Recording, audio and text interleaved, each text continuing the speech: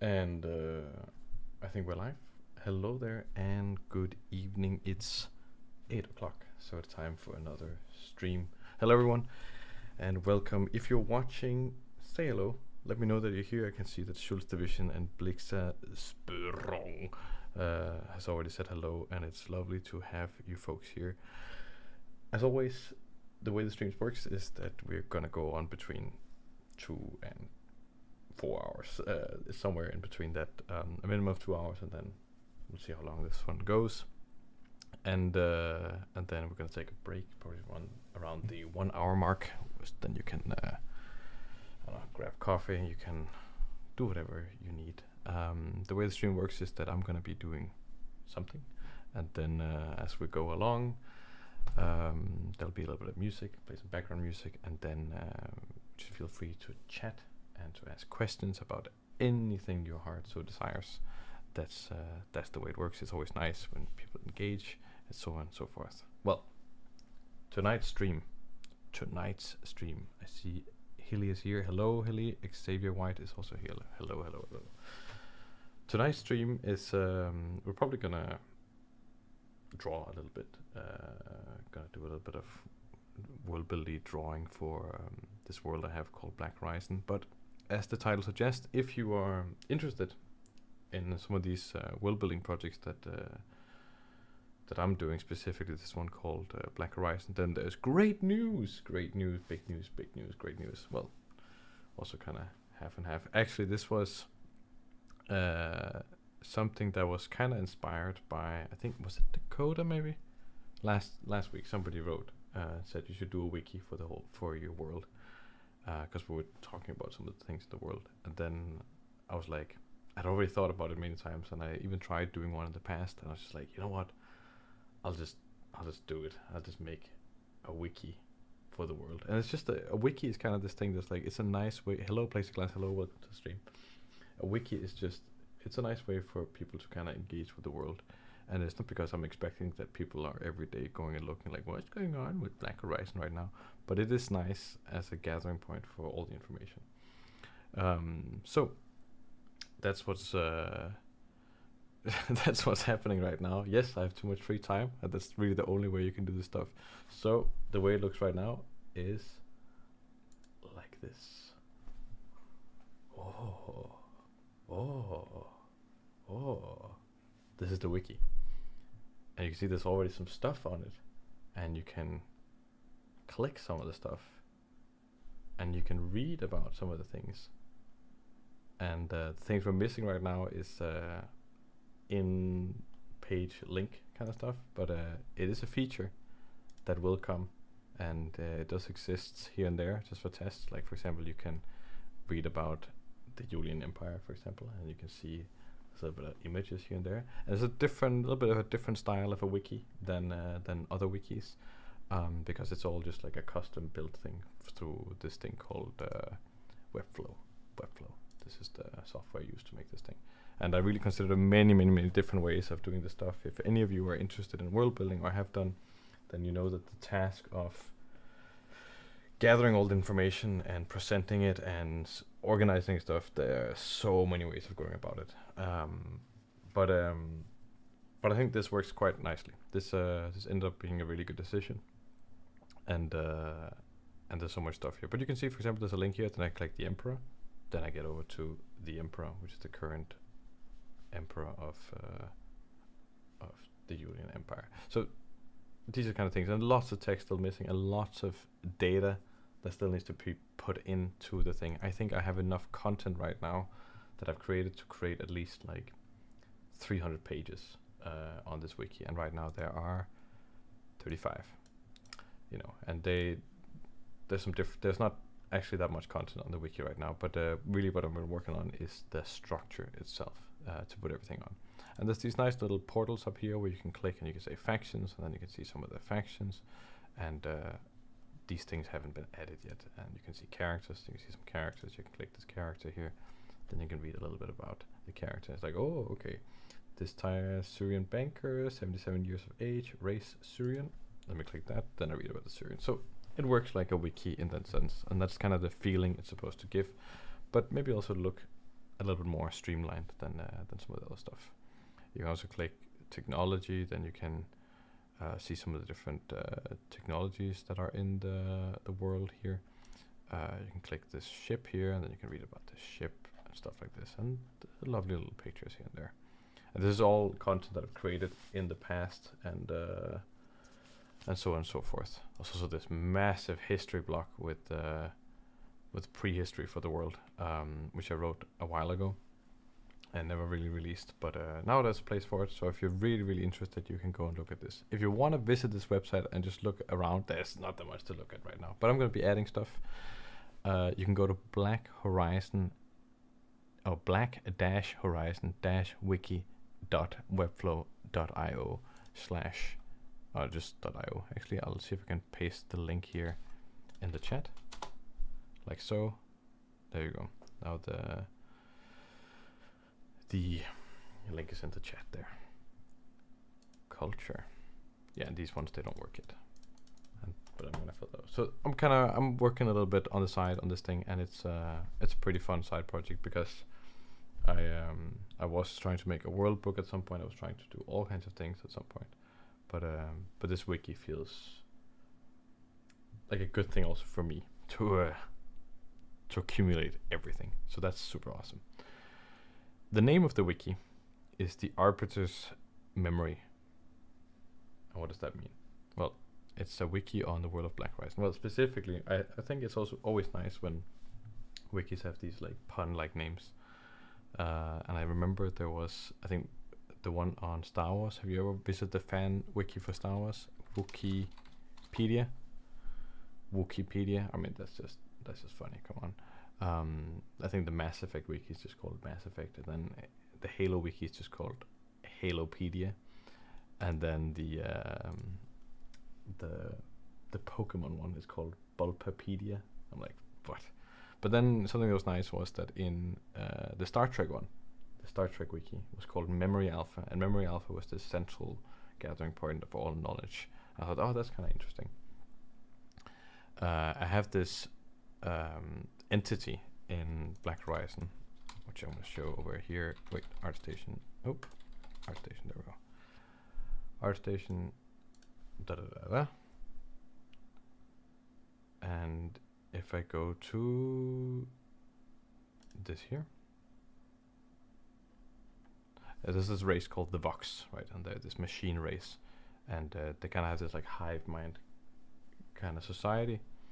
And what they do is that they scatter throughout the galaxy, and then they come together with all the stuff they've learned, and then all the stuff that is useful is judged by this thing called the Arbiter. The Arbiter means someone who judges, etc. and so forth. And so the Arbiter has a bunch of knowledge about the world, and it judges what is of value. So that kind of made intuitive sense within the world that maybe the wiki could be called the Arbiter's Memory, and that's just like, that's what that's called right now. And maybe there'll be multiple links or whatever, etc. Yes, I saw the new trailer shoots for the Planet of the Apes movie. I did. And I actually had already seen some stuff for Planet of the Apes, at a private conference. So it's a little bit ahead of time there. So that was pretty cool. I had. So that's the wiki. So if you're the kind of person who cares about this kind of stuff, then this exists now, and I'm going to be adding a bunch of stuff to it. Probably at least like 200 pages I'm going to be filling out, if not more. So that's awesome. Yeah, no way. Cool. So that's that. Otherwise, there's not really any big plans for the stream, and that's fine, because I'm just going to sit down and draw in a document, and that means I'm going to put on some music, and then we're just gonna have a nice and chill time right there. Let's see here. Find the stream playlist.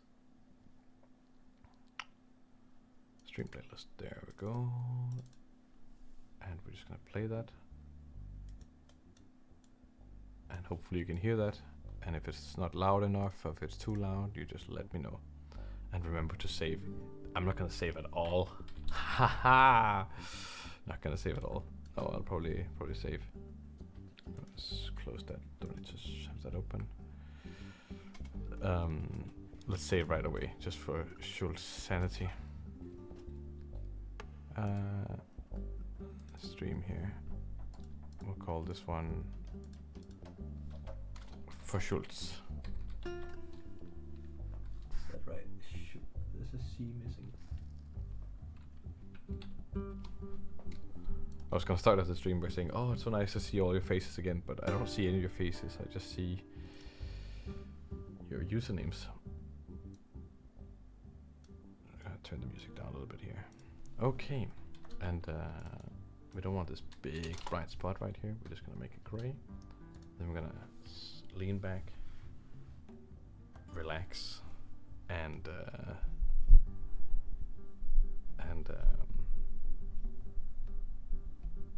draw something. Let's draw. What should we draw? I'm gonna warm up a little bit, and then the chat can just go wild with what we should draw. Okay. We can do more creatures. Warm up doing some creatures for the new wiki. Robot. Oh, robots are so hard. Could do robot. I want to see if there's anyone else in the chat who's like, oh yeah. Amphibious creatures. Okay, amphibious. So like mix of stuff. We could do creatures. We could do characters. What do people want to see? Unless Blix says like really like no, please make robots. Please make robots. Then we can make it happen.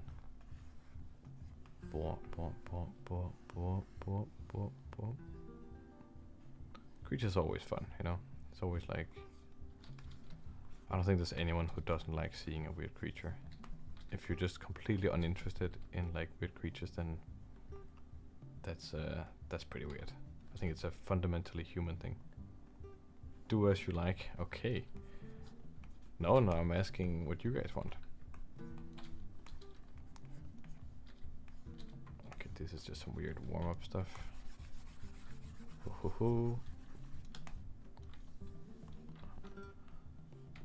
If you're the kind of person who gets attached to stuff, then watching my stream is not a good thing, because I will often make stuff and then just delete it straight away.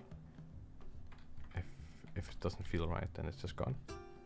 And maybe that's a good lesson in life. I would just like to say that your last stream inspired me a lot regarding mech talks. What the hell did we do last time? Oh, right. Yeah. Okay, that's great. Did you make something, yeah? It's like mech related.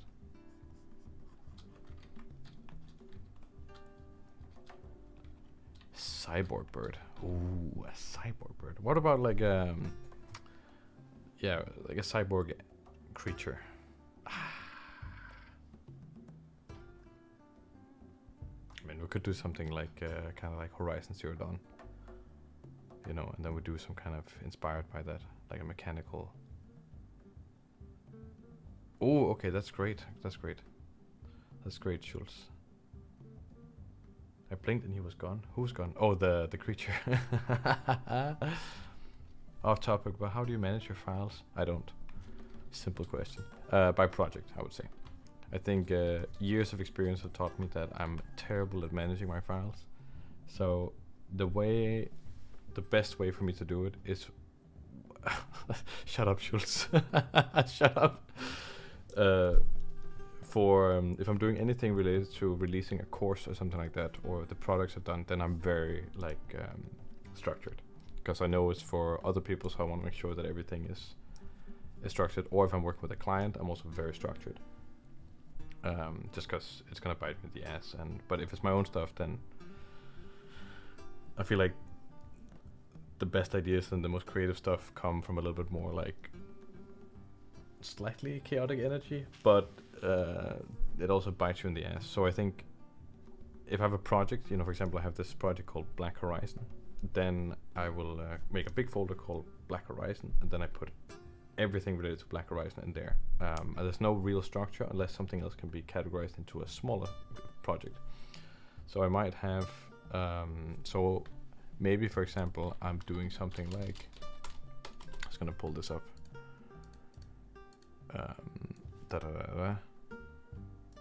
If I'm doing a post like this, for example, right, then there's a bunch of assets and files and texts and all kinds of things that is associated with that thing. So I might make a folder within the larger Black Horizon project folder. So like this. Oh, actually, let's do generic terms here. No, let's do it like this. Black Horizon, like so, and then a subfolder to that. A subfolder to that will be Julia, for example, or another subfolder might be Mex, or something like that. It's just whatever categorization I feel like becomes a project. That works the best for me, 100%. And it works, and sometimes I break it by accident because I'm lazy. But generally, this is how I think about it.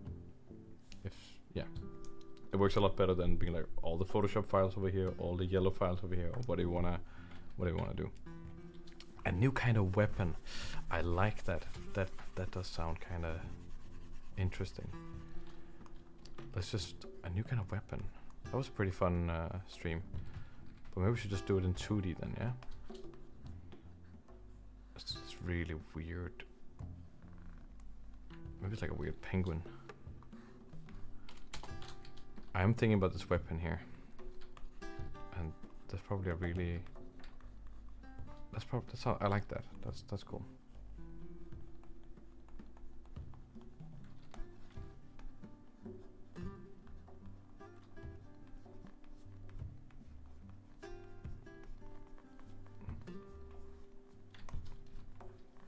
It's a weird penguin with a weird tail.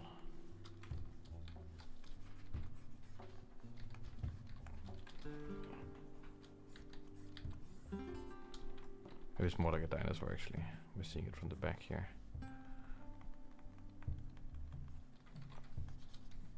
But then it has quite a lot of feathers.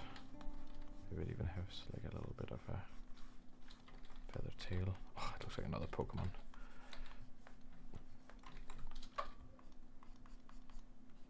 Like that. Like that. Like so. And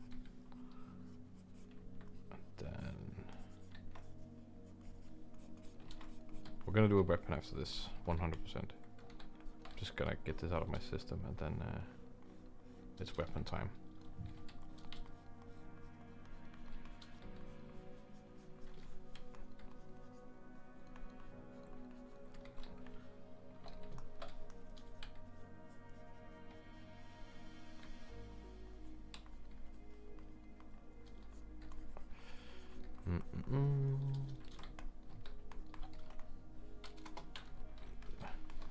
Has quite a little bit of a smirk going on with this guy.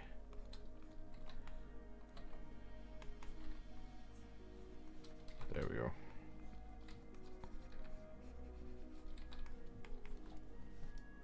Music is a little bit loud for my taste. Especially this track right there. Okay. That's that guy. That was a good warm-up. Weapon time. Weapon time. Yeah, the way we're gonna approach this weapon is gonna be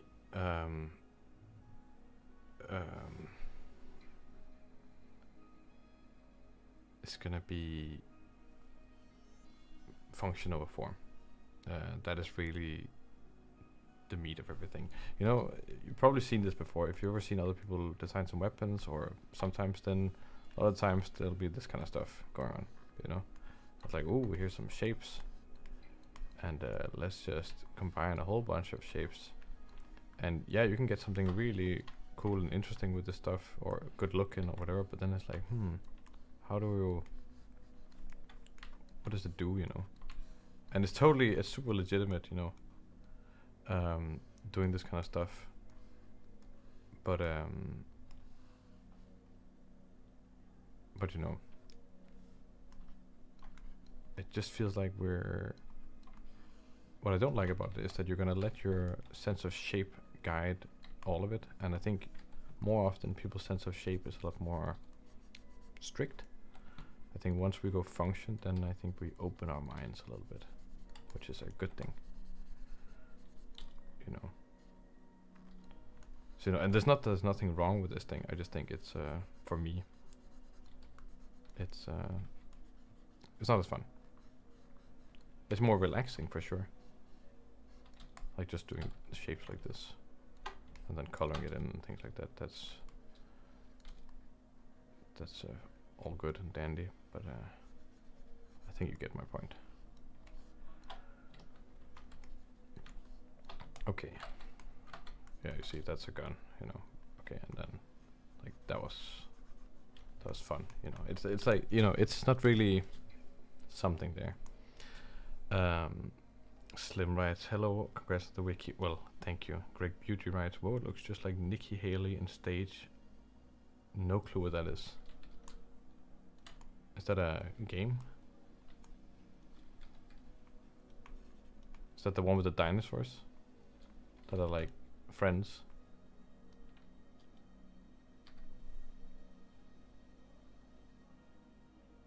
Over the top functions like reload visually looks exaggerated in movement. Makes sense?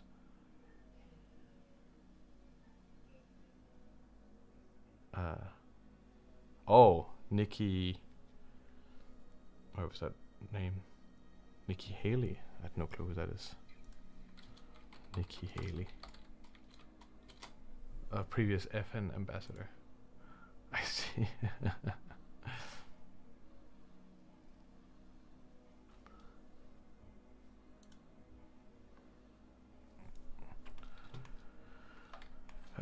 Okay. First we gotta figure out what kind of weapon. We can do a kind of... What kind of weapon do we want to do? Do we want to just go crazy and do like a ridiculously stupid weapon? Maybe that's fun. Do a weapon that's powered by something ridiculous. Maybe something with a creature actually. Yeah, biological gun. I was just thinking the same thing. Exactly, a biological gun. Like if we had some kind of weird squid-like creature, you know, and then that's being used, like this part here, you're kind of generating something and then that can shoot, and then you can harness that. That could be pretty fun.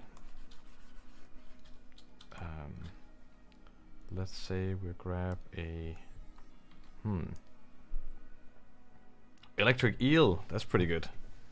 So some kind of electric eel kind of creature. Remember, we're still an alien. So let's get that. Let's get that kind of settled. Some kind of electric eel thing that can do something here.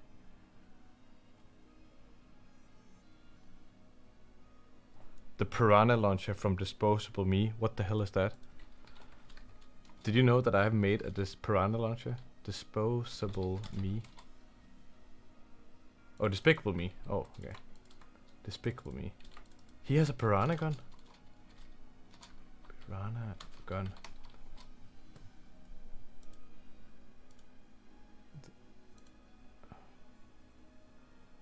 There's an octopus gun. I have made one. Wait, I'll see if I can find it actually.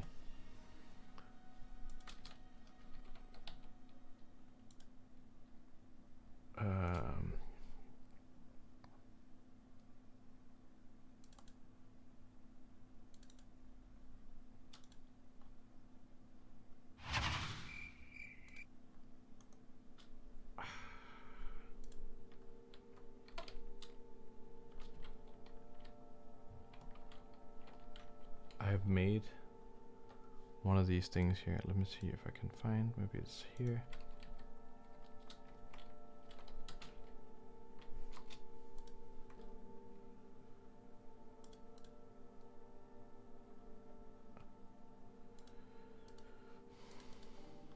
Okay, so I did this thing here. This is ridiculous. Piranha into a gun. And then he shoots the guy. Actually, there's sound. Wait. You get to really see that actually with sound instead. It's just ridiculous. You know? Yeah, I did this for like an online thing for a Danish thing. And it was like, it's a thing where we have 24 hours to make something. And then, yeah, basically, I made this. And it was so much fun, you know, like making this gun just out of like garbage. And then a whole bowl full of piranhas. Oh, it's so good. And then it's just like blasting him with piranhas, you know.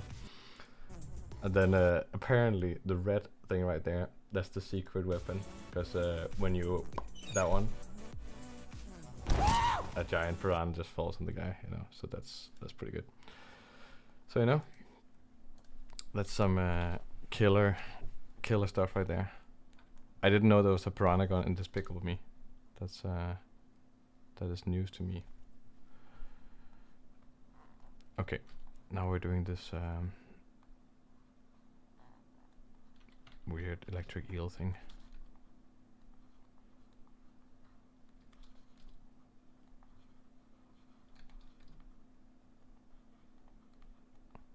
Just gonna make this creature first.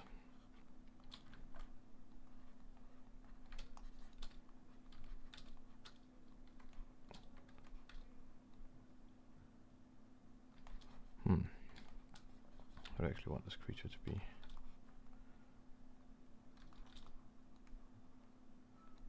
Definitely has to be eel-like.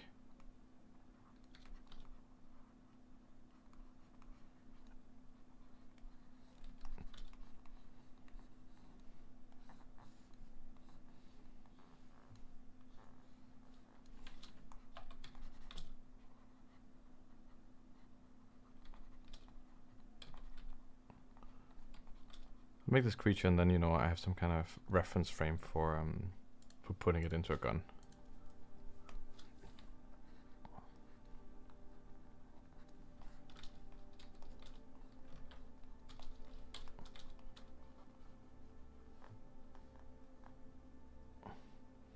I hope you guys enjoyed that piranha gun.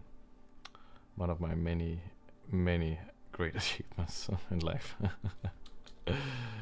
Oh yeah.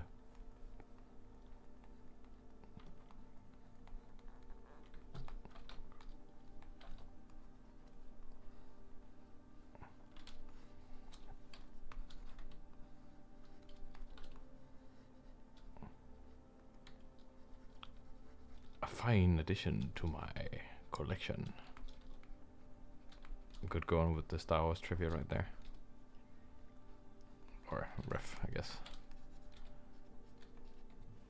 What is he? He's like, a fine addition to my collection. Or something like that. General Grievous. Jedi scum. Even if they're like, you know, on the surface kind of like, they're not great films or anything like that, but they're great experiences, you know. It's just like, what the hell is going on, you know, with Star Wars and things. And it's just so quotable still, because everyone's just so bizarre. Was it Schultz? I think Schultz, you remember the guy from the Techno Union. I asked that at some point, and then it was like, yeah, it's the Techno Union guy with the and you're just like dumping us with the lore. And I'm like, whoa. That's pretty good.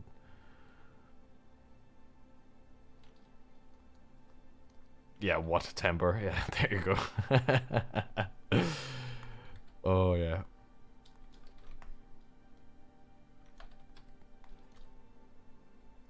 That's awesome. My wife always shit on Star Wars, but she'd never seen them. I showed her A New Hope, and then we finished the original trilogy and prequels in 3 days. Lol, yeah. Take that, wife.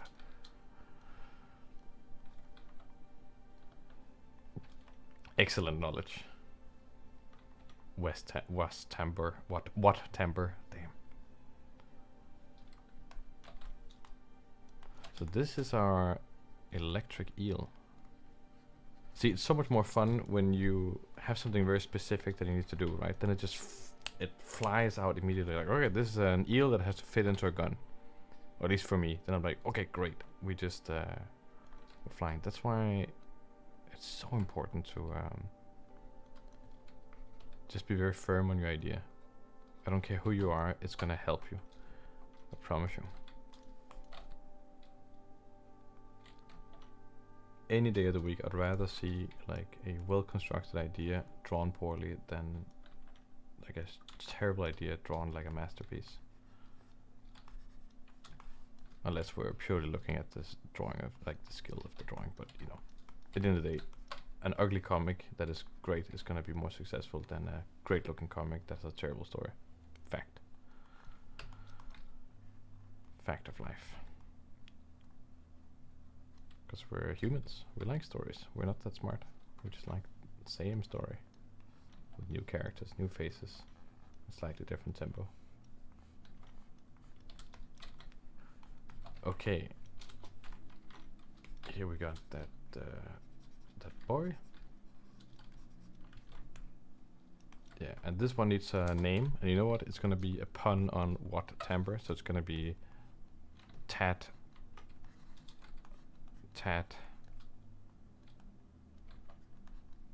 Wambor.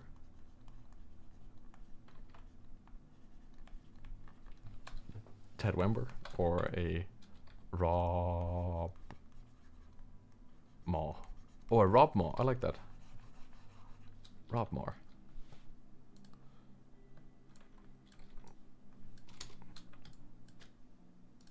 No, you know what? I know what it is. It's a what Maw. You know, it could be a what like that, but it's an alien, so they don't know what whats are, but it's a what Maw. That's a little pun there for you. What Maw. Cool, so that's the what Maw. And it needs some color, right? So we know what color it is. And we're making a gun right now. I know it looks like we're making a creature, but we're making a gun. It's just these are the pre-stage for the gun. Oh, the music is so dramatic. And it actually has 2 of these. That's very important. I think these are the shockers.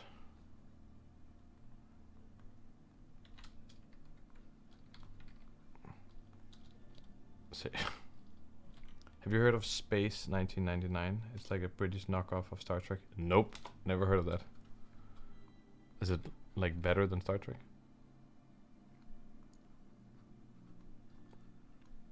That sounds cool though. Because if it's British, then it's probably way more low budget. But then, you know, kinda, okay.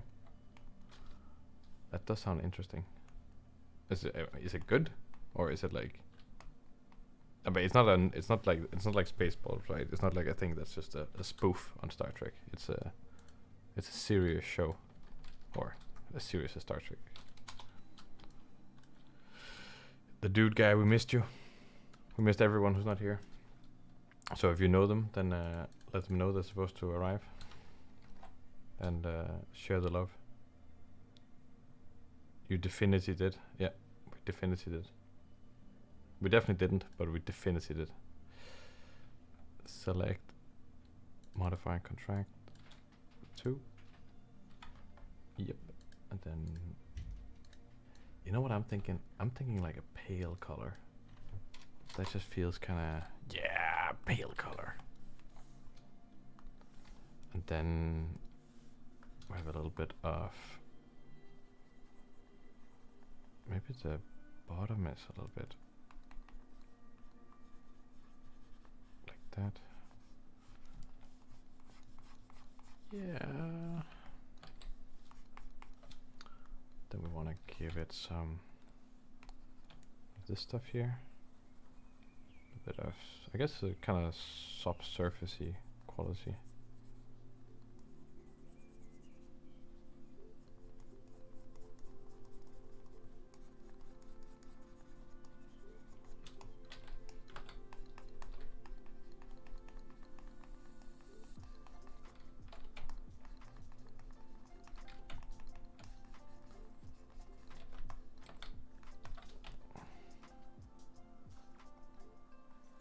Are my brushes for sale? No, I mean I can put them for sale, but I think most of the courses that I sell that are related to drawing, the brushes are in there. But I can put them for sale if you want them specifically.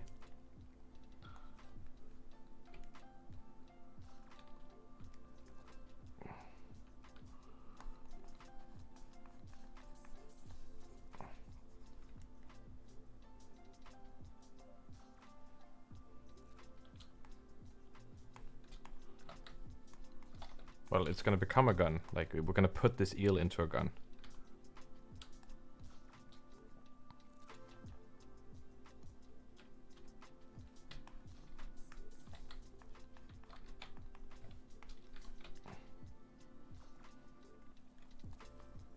I'm very interested in what this 1999 thing is. I'm constantly checking the chat. Okay, Blake, so update me on this stuff. That's my... The moon has left Earth's orbit. Oh, I've heard about that. No, please interrupt. That's what we're here for. Yeah, I'm gonna put it in the gun. Don't doubt me. Putting it in the gun.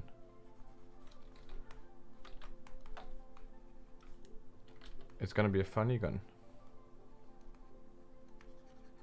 Maybe it's the kind of gun that's like not really supposed to be used, but like these really rich psychopaths are like, let's make a gun out of this like creature, and then they just use it for fun because they can. It's kind of like one of these like weird collector's items or something. That sounds super messed up, but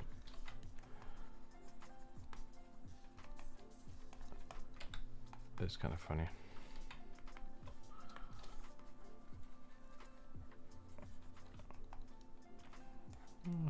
Let's see here.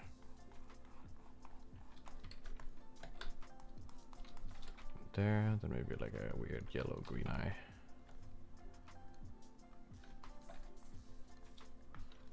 Oh, maybe blue.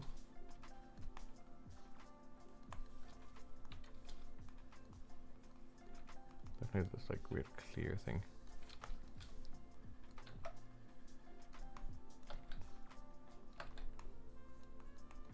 Like that. And it's a what more. Oh, I keep flipping it because all the letters are Wamtar. What more? Works both ways. Okay, and here we have the creature. And it can do electricity stuff. And how big is it? It's big enough to be in a gun, you know. That's how small it is, I guess. There we go. So now we need some kind of, and I'm thinking that they tap into these ones, but then the thing has to be contained. My little green friend. That's some Palpatine right there.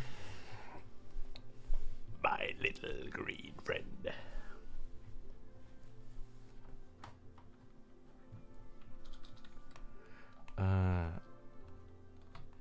Will or William? I don't prefer either. I don't care. I think it's most people call me Will because most of my circles are English talking.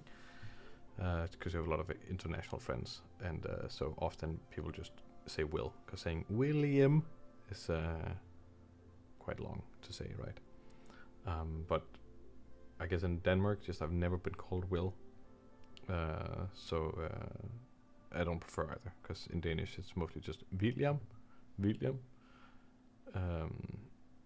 But Will is just, I think that's the one I'm most referred to now. Alien eel space gun, but not for use, just to admire. Exactly. I mean, there's some world building right there, and you're gonna be like, what the hell, who would do that? What a psychopath. And you know who would do that? You could read about them on the Black Horizon wiki, which is right here. Bada bing, bada boom. And the kind of people who do that are these Syrian bastards, especially these rich ones, like this guy. He would do it. That's the whole shtick. Okay. Billiam Wong. Yeah, exactly.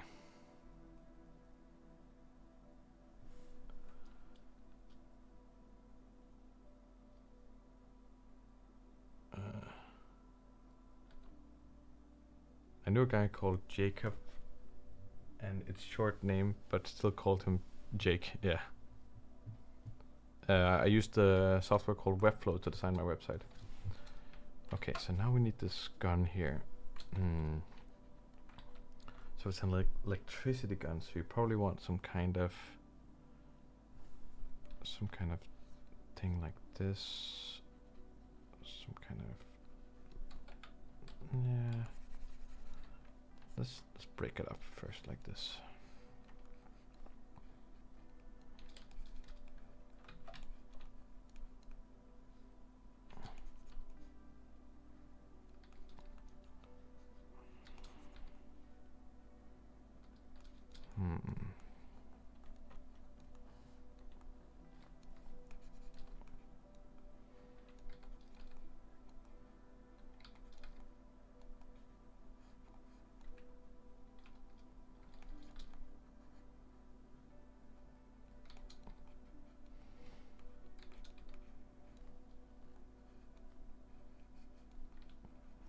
It might have a little bit more of like a traditional, like good-looking design, or like good-looking, like a fancy design. Because if it's gonna be made for these like kind of more wealthy pricks, then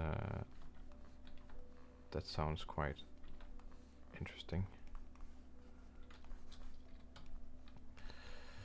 This tank here also needs to be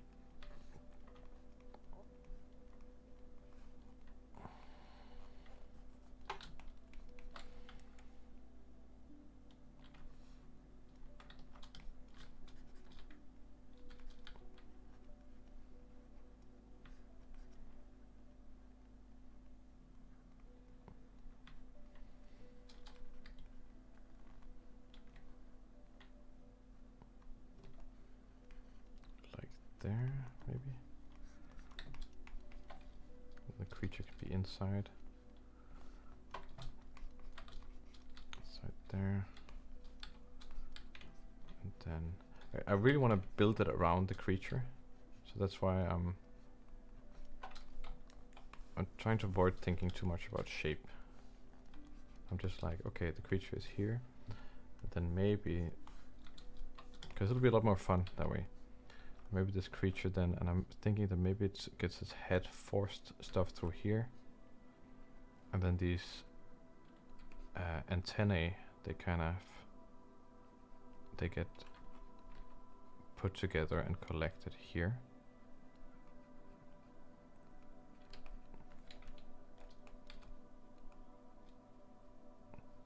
And then the creature sits like that.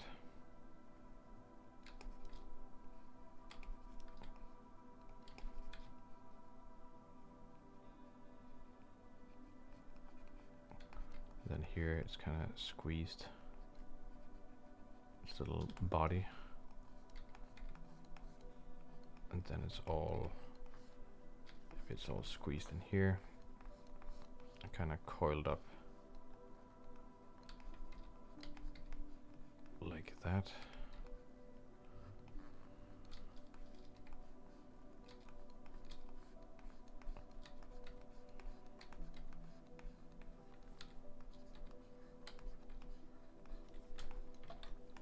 We have to accommodate for the glass also a little bit, the thickness of the glass here.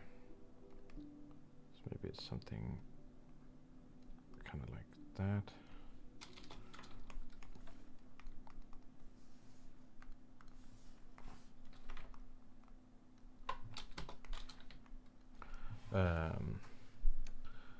Shreyana here writes, I love that you're making an entire world of your own. Well, I also love that I'm making an entire world of my own. It's great. Abdesalam writes, insects charging some kind of electric gun would look cool, I guess. Yeah, for sure. Is there some lore to your world? Yeah. There's a whole wiki of lore to the world. If you want to look into the world, then right now, I actually recommend checking out my my ArtStation, and then checking out all these posts on Black Horizon. That's the best source right now. I linked the, or I can do it in the description also, I guess. Like the Black Horizon thing, I'll do that. Like the wiki, I'll put in the description. It's also in the chat somewhere. Bum bum bum. How do I do that? Edit?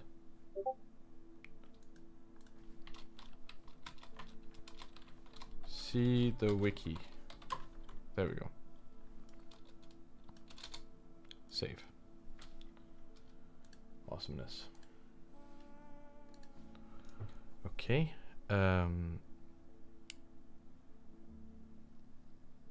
Abdusalam writes like battery cells. Oh right, I see what you mean. Yeah, so like a bunch of insects as like batteries. That's pretty cool, yeah. Greg Beauty, it'd be awesome if you designed a weapon that was like two symbiotic organisms where one was the gun and the other was the ammo. Oh, okay, yeah, we can do that. That sounds pretty awesome. Maybe it's a two-component thing where the saliva can burn from the electricity generated and combustion chamber for it to fire. That's cool. Good evening, DG. Yes, please, description. Now, never mind. It's gonna write that again. Ain't gonna. Okay.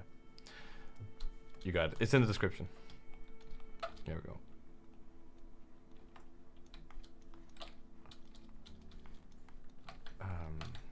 Just gonna figure this thing out here right now. So.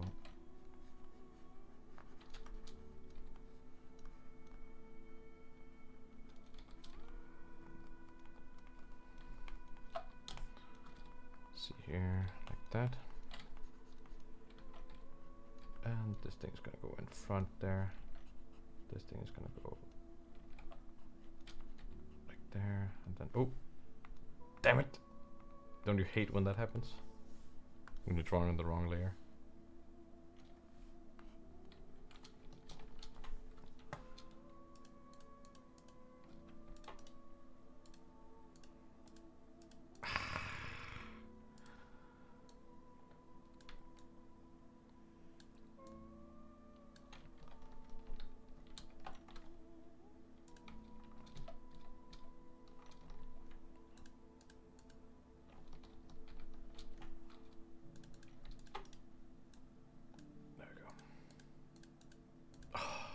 That thing over there, the head.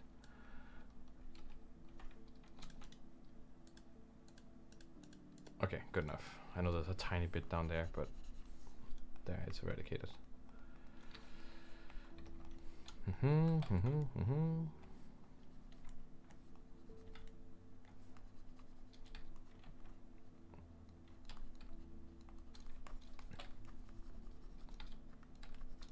Let's see.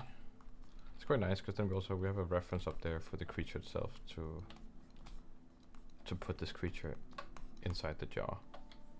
And I promise you that's so much easier than having to invent a creature for the first time as you're drawing it inside the jar. If you can do that, then that's awesome. But you know, an actual good one. That's the real challenge right there. Let's see here. They need to go this way. There we go.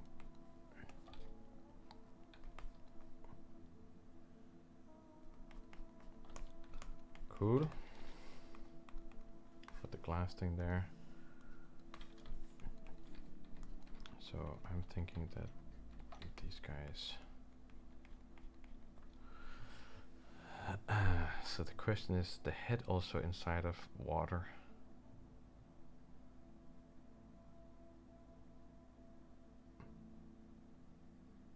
No, it feels more brutal that if it's not.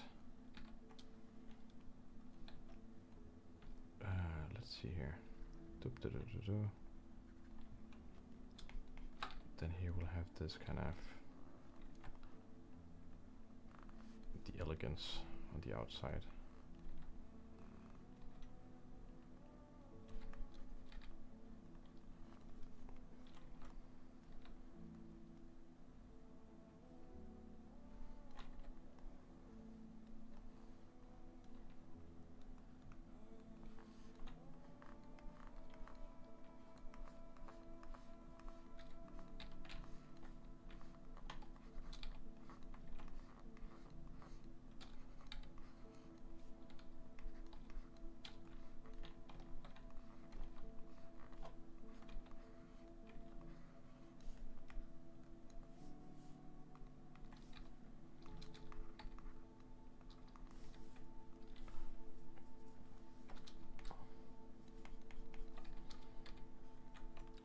see, and then we grab this stuff here, and maybe this can be.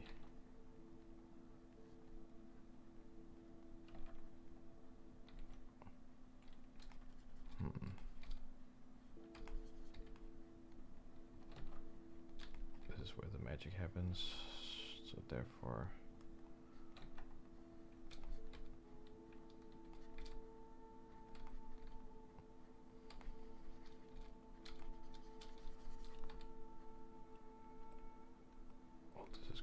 Coil together maybe.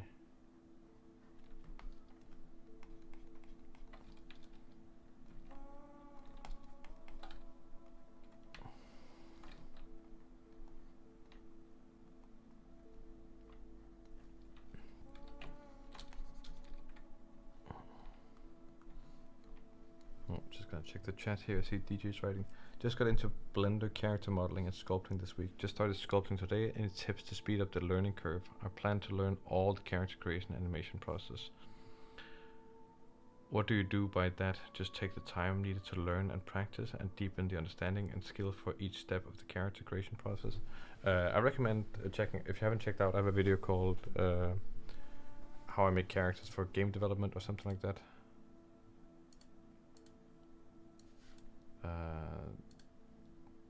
This video here, how I create characters for game development. Did you watch this one? Because it's basically how I do characters, sculpting, all the way to animation.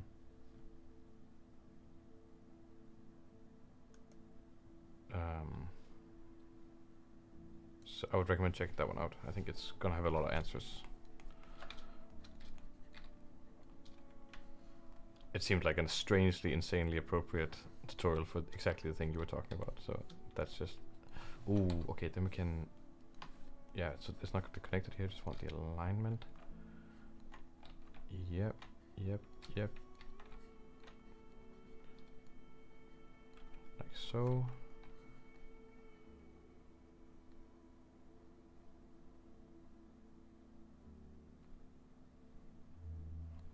Let's see here. See here.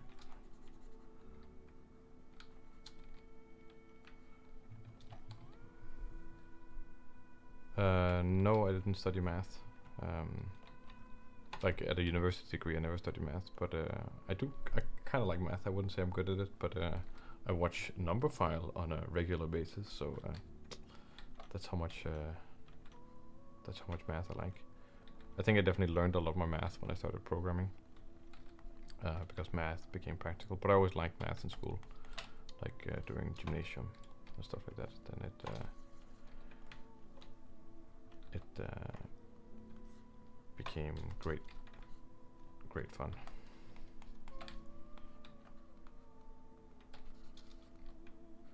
This is hard actually. This is quite. I'm not entirely sure how to. I think I need to think a little bit bigger here.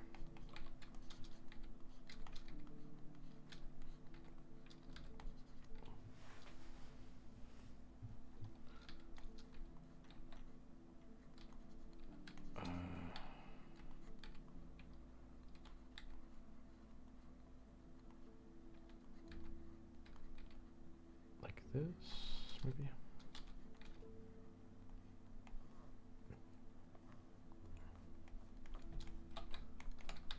You want to know what the secret to doing a lot of stuff is? Having a lot of time. And time is a luxury, I think. But you can also do lots of things, you know, to like design your life in such a way where you get more time. Like if you lower your standard for what you eat or what you need in your life, then you can do those things. Those things becomes a lot harder if you have a family to take care of. Then, you know, that's your primary thing you're taking care of is your family, and probably should be. You know, that's a very different thing. But if you're familyless like me, like I have parents and stuff like this, but I don't have a wife and kids and stuff like this. But if you have a lot of free time, but like a guarantee. It's not a guarantee. Like just having a lot of time is not a guarantee, of course, for like being able to do stuff. Then there's the second part, which is like how do you use your time efficiently or worthwhile. That's its own can of worms, right there. But that's something that I've been practicing for years, is trying to make good use of my time. And surprisingly, I think there's so many other people who are so much better at it, because they're way better at staying on target and just staying on the task. Be like, well, this is the thing I'm doing right now, and then they don't shift around. Where, you know, I constantly jump from project to project. But I'm learning that, you know, I'm learning how to stick with something, and that's one of the things that I have to learn.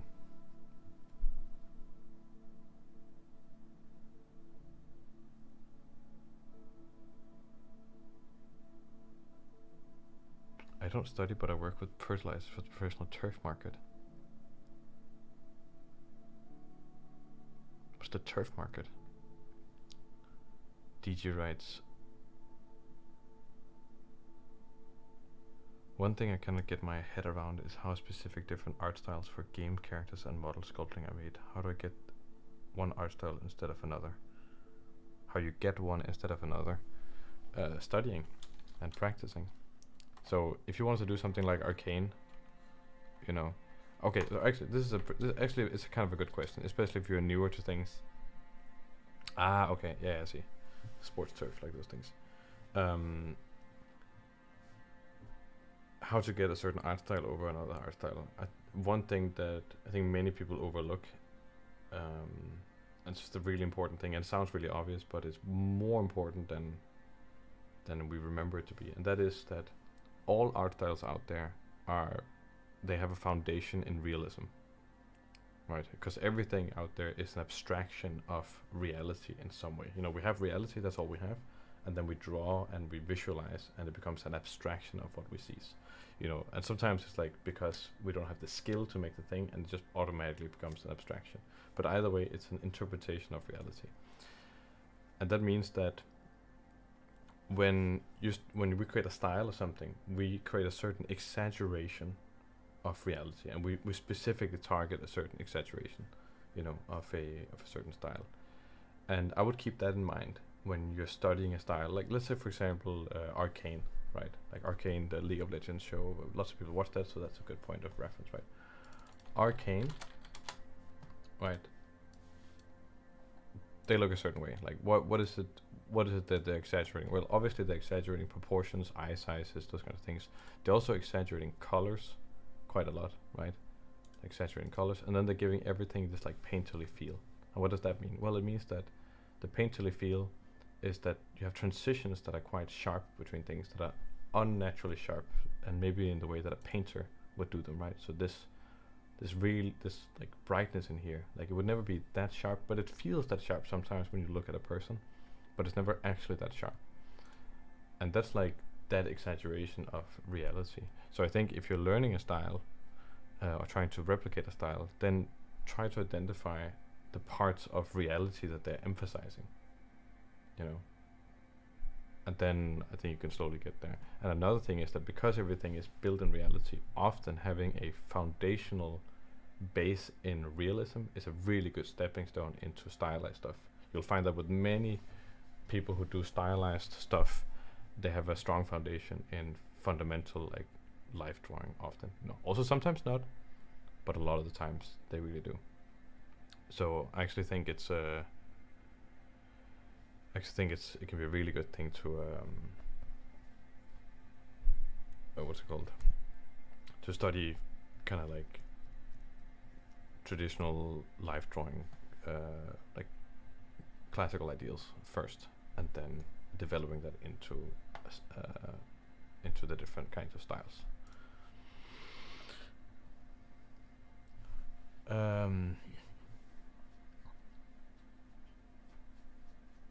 Abdel Salam, I'm studying English language in order to be a teacher in the future,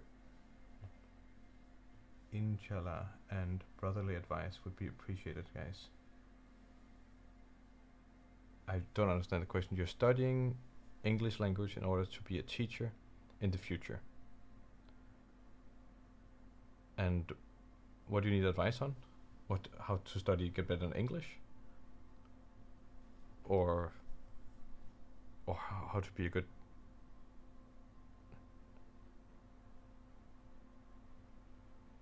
Are you studying English to be an English teacher, or are you studying English to be a teacher teaching what? Greg, take something you like and put it in Photoshop and make a palette using the color picker. It's also about lighting. Yeah, but if you're doing sculpting and modeling, I would really focus on the sculpting part. And those kinds of things first. Like form and shape is the foundation of all things. I think color is nice because it's very theoretical and you can kind of just learn it. You don't have to practice it as much as form and shape. Form and shape is a lot more foundational.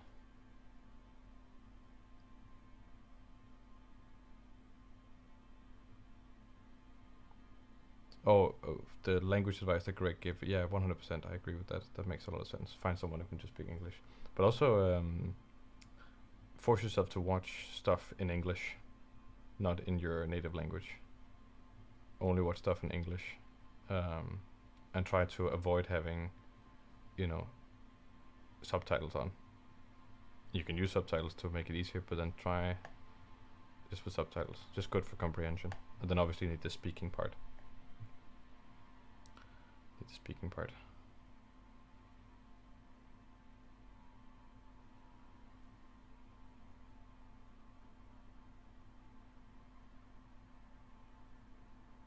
DG, yes. Yeah, I mean, that's what I would recommend.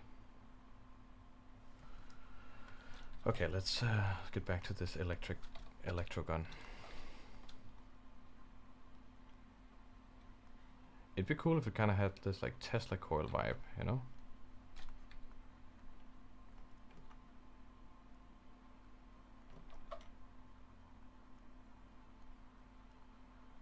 That looks like a pacifier. Or like a baby bottle. Oh my god. That is very funny.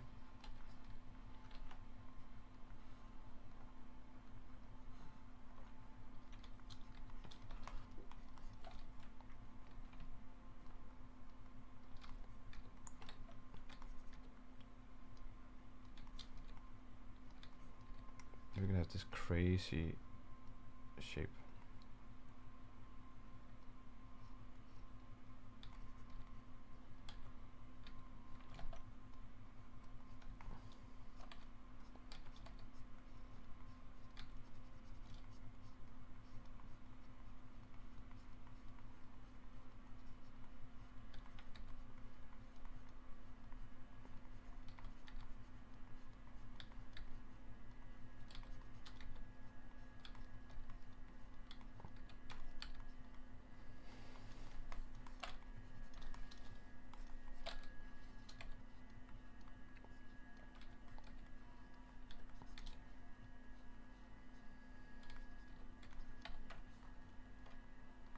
This music is strangely appropriate for the electric gun.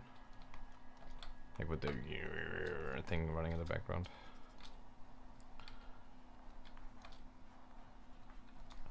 Is that the right tip for the gun there?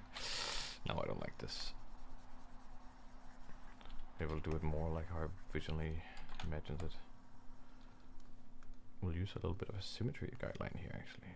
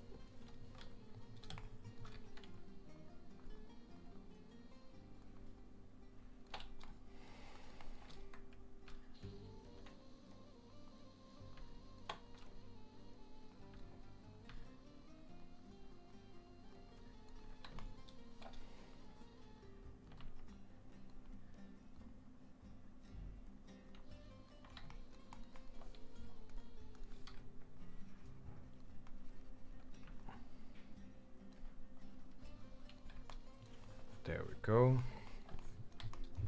Okay, we're definitely moving on with this gun.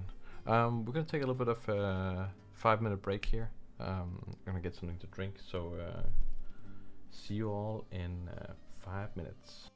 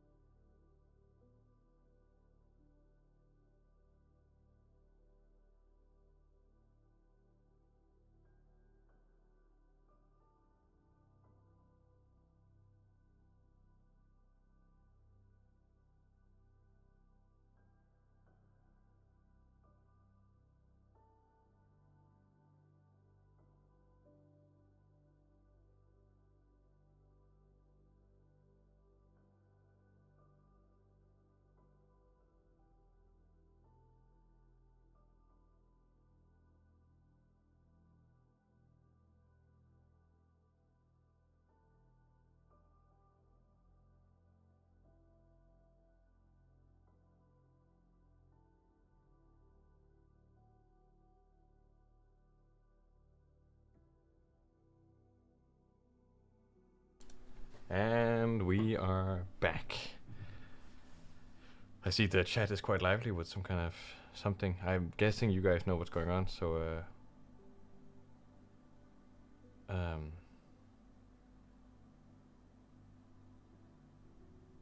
yeah, it seems like you guys got something. Okay, back to this gun. It's looking pretty funky here. Maybe we can create a little bit of a connection here also. Up to this point here that can hold the glass in.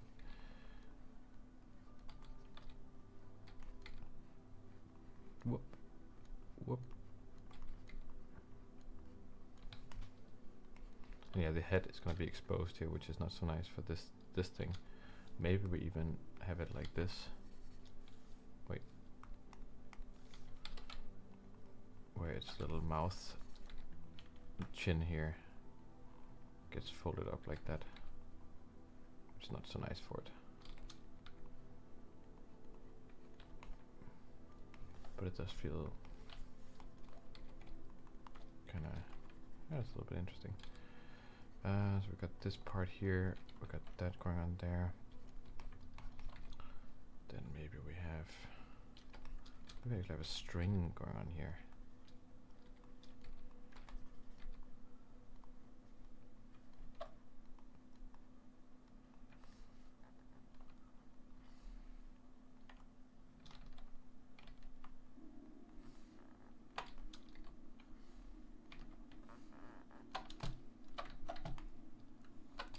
Don't like that. We'll just keep it open and then we'll make this into like a wire.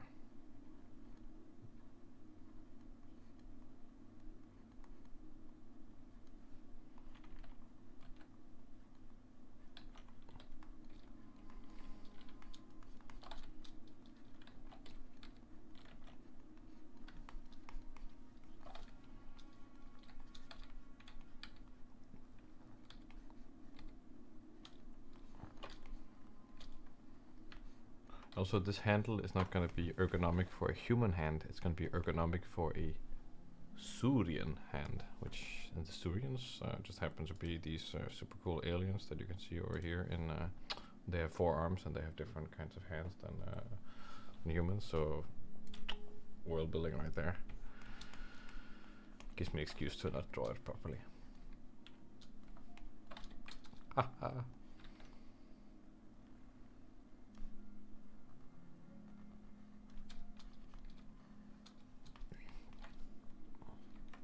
Kind of stuff. Whoop-de-doop-de, bada-boom. This thing's a little bit small, isn't it? It's a little bit small. Is that what's going on? This thing is just a little bit small.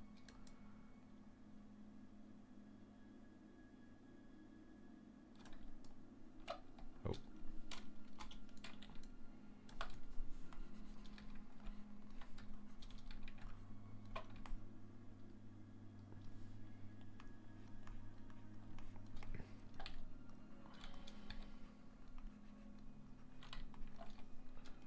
I need to have this clamp here.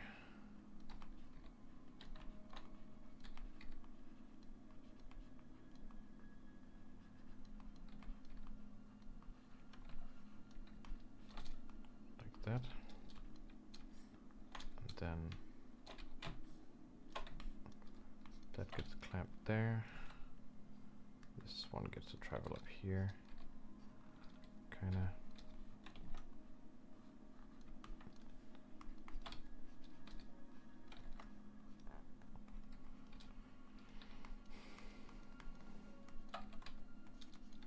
And then a trigger.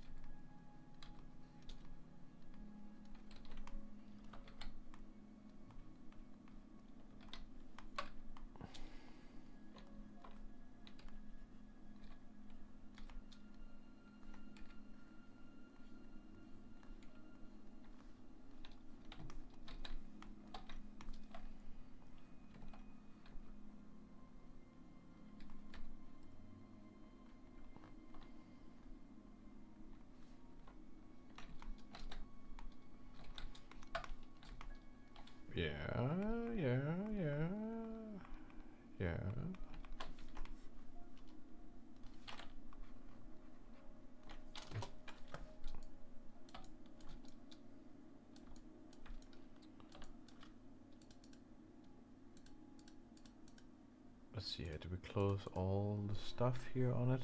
I think maybe we did. Haha, we did.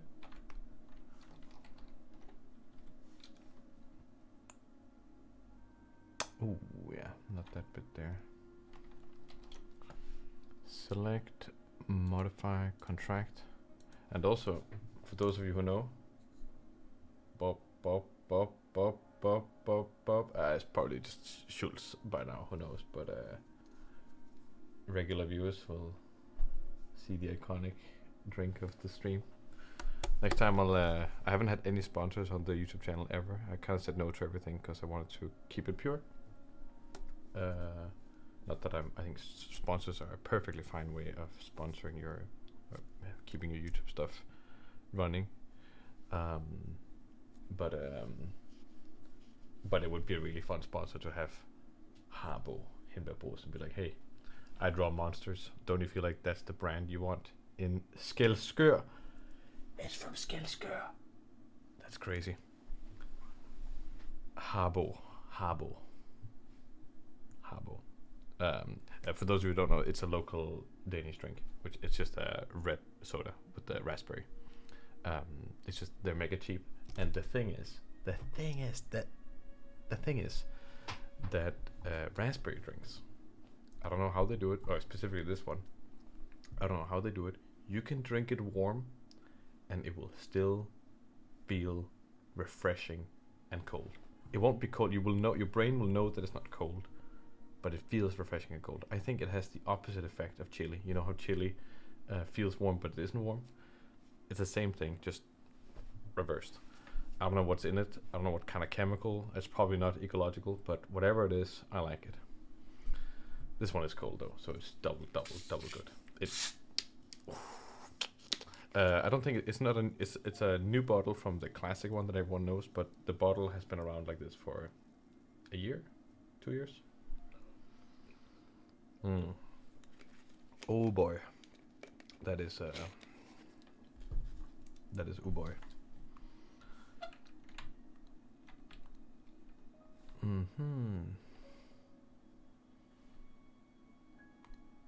Sure.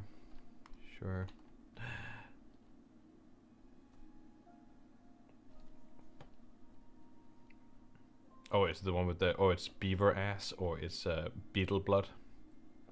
Don't worry, you can't ruin for me. I have literally been looking up every disgusting thing that's in it. Okay, you could ruin it if you're like, it's grinded human poop. Then maybe I'd be like, okay, you know what? That's just too hardcore for me. Select, modify, contract. Fact. There we go.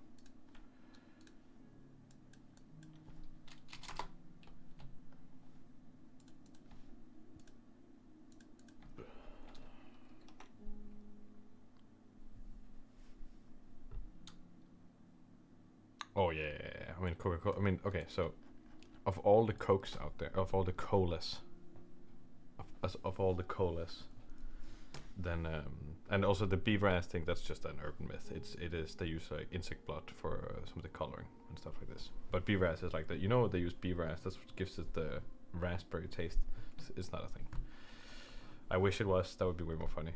But listen, of all the colas out there, you know, every country has their own local colas, etc., etc., etc. I've had lots of different colas. Coca-Cola is just still the best one. You know, it's just this. I'm sorry. It's the best one. But there is one I like. Whenever I have the opportunity, I drink this one instead, and that is Fritz Cola. If you've never had a Fritz Cola before, it's from Hamburg in Germany, and it's a black bottle. Well, it's a clear glass bottle, but then with a black label with two guys kind of looking like this. That cola is pretty good. I like that one. I think all the other colas, it's not like, ooh, a Pepsi. No, Pepsi can go away. Coca-Cola all the way. If you want an orange drink though, then you maybe some of you people out there are like, Fanta is pretty good.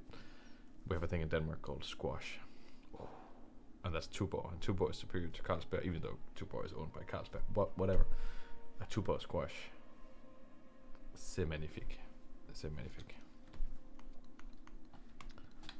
C'est magnifique.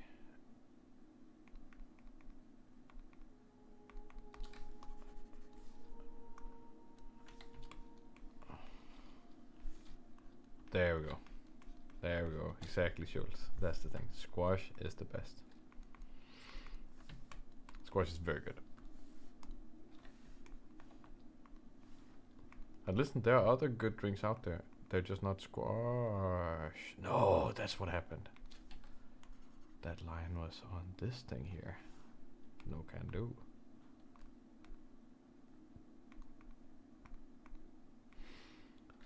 Okay, let's get that colored in.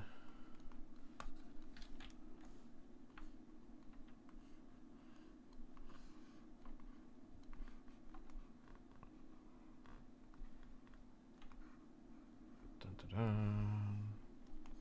Dun, dun, dun. Dun, dun, dun, dun, dun, dun, dun.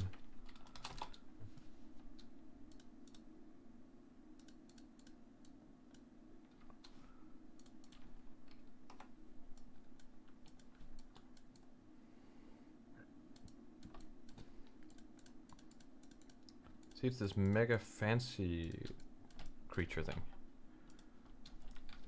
And now we need to color this guy in. Oh, not on top of the lines, that would be stupid. There we go. And I'll save now. Control S. See, I remembered all by myself. Be proud of me.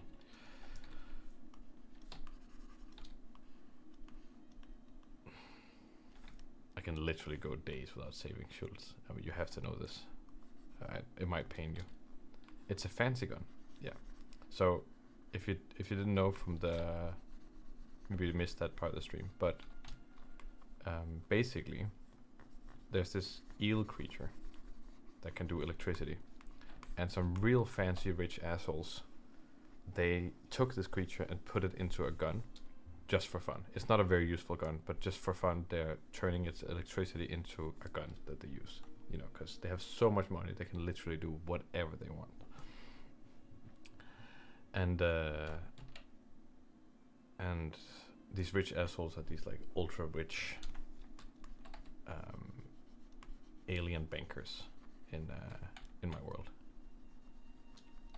and they're actually some of the most fun characters to write. These like really rich, extremely rich assholes. It's just so much fun. They're so wealthy they have no clue how they like accumulating their wealth anymore. It's just automated because they come from these like ancient dynasties of greedy people, and it's just been going like that for generations. And now they're so rich they don't even know what to spend their money on, so they're just spending on very insanely ridiculous things.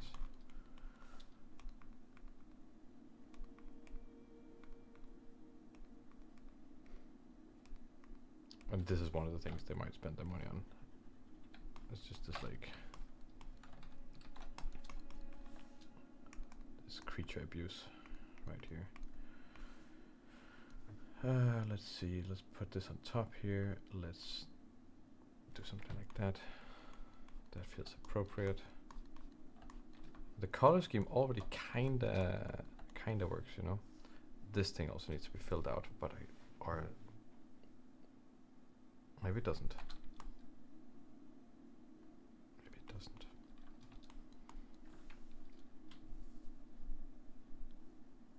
It is a collection item. It's a collector's item. Exactly. Exactly.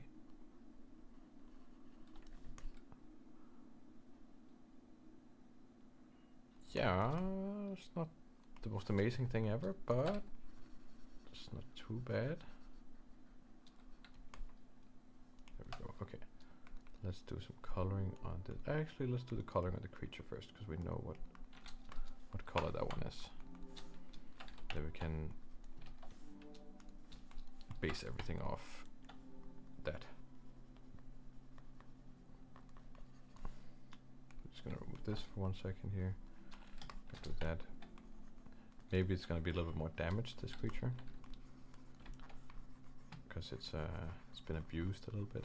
So maybe it has a bit more.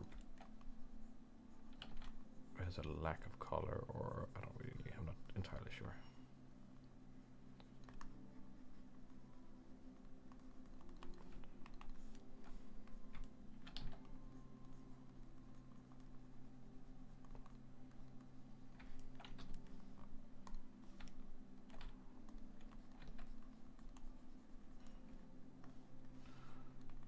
So I'm just gonna do it normal color first.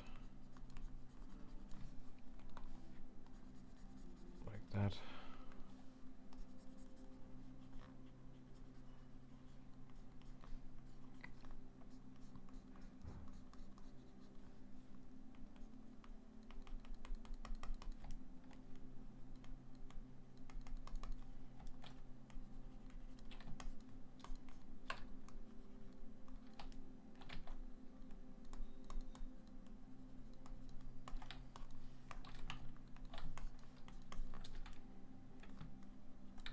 There we are.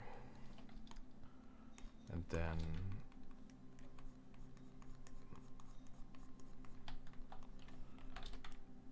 maybe here we'll get in a little bit of pigment discoloration.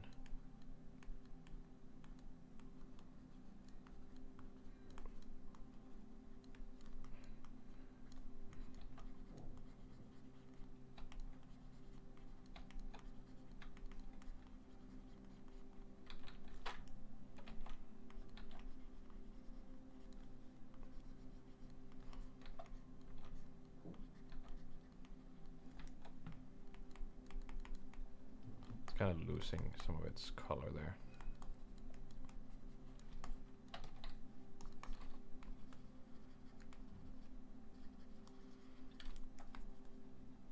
Like that.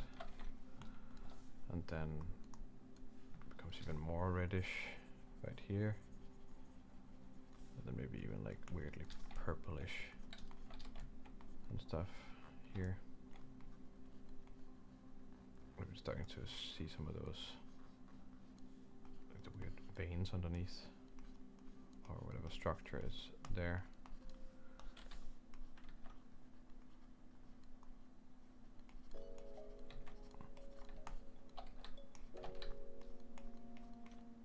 And then we can all feel bad for the creature.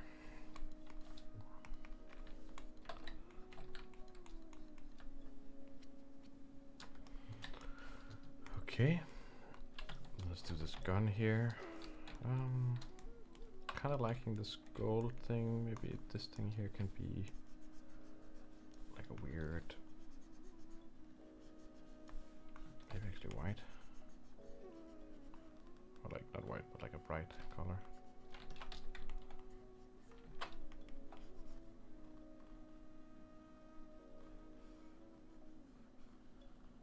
Does that even work?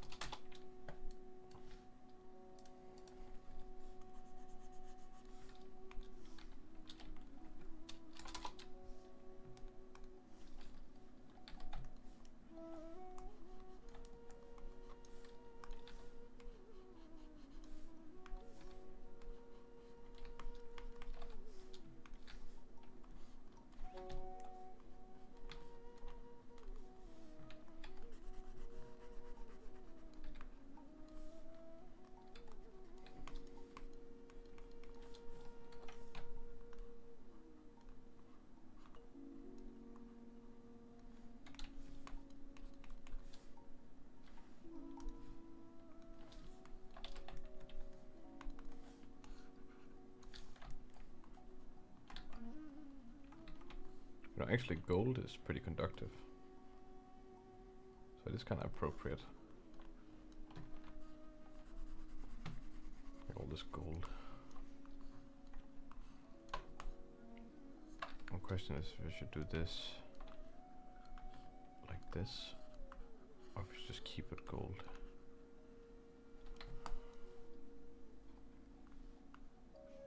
It's cool if it's the other way around. Yeah, I think so actually.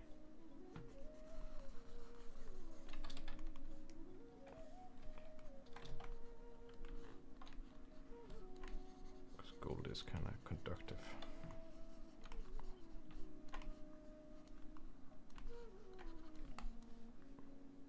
Yeah, that's cool. I like that.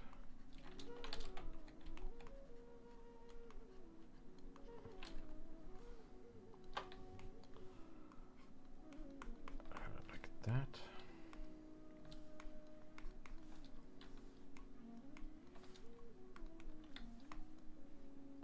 Other materials here and there. I can do some of these ones like this.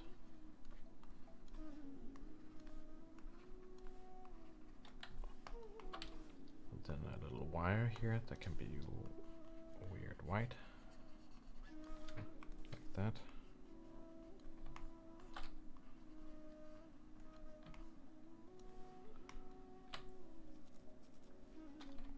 That's pretty fun. What a weird gun. And then we will do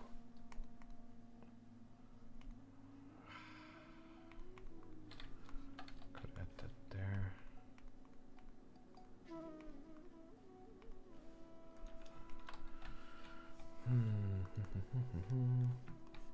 Put also gold for this bit here.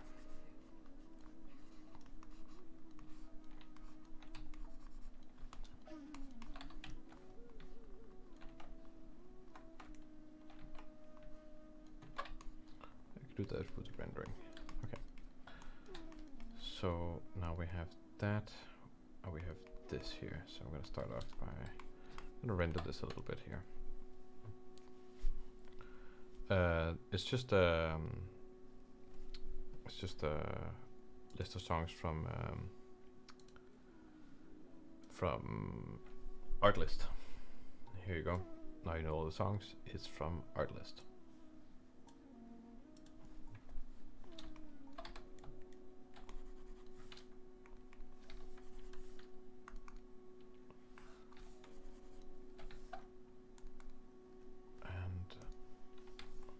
Now we're gonna create some golden feeling stuff. Yup. That's gonna be kind of tricky to do actually on some of these things here.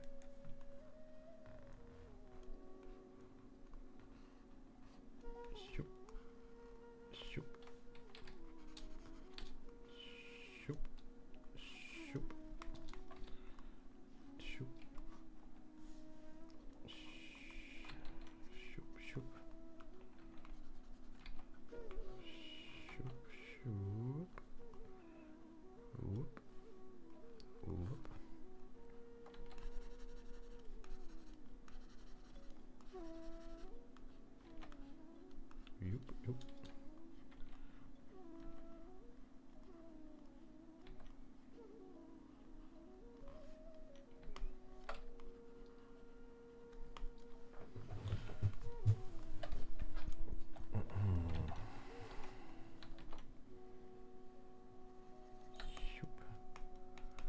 That maybe an extra layer of super shine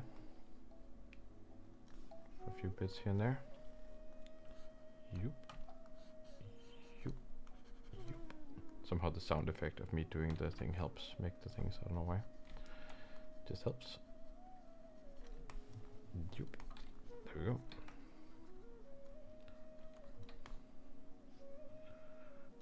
The gold.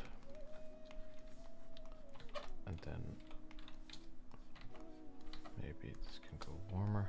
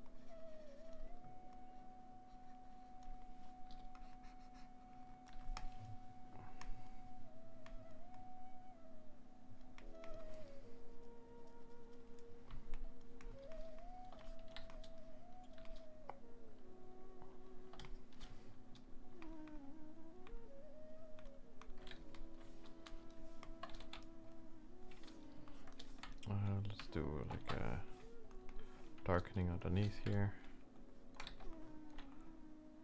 Does a more kind of simple approach. Oh.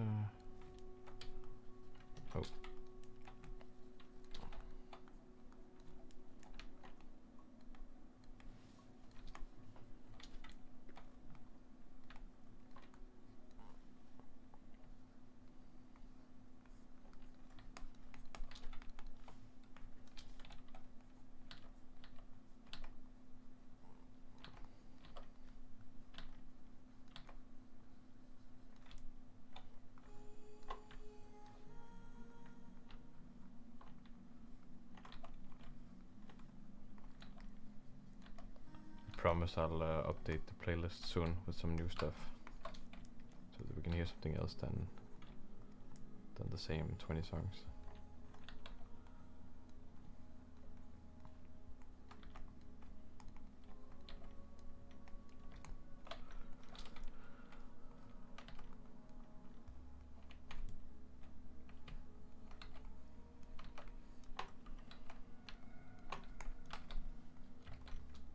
Don't really know what this kind of material is right here, but it is a little bit interesting.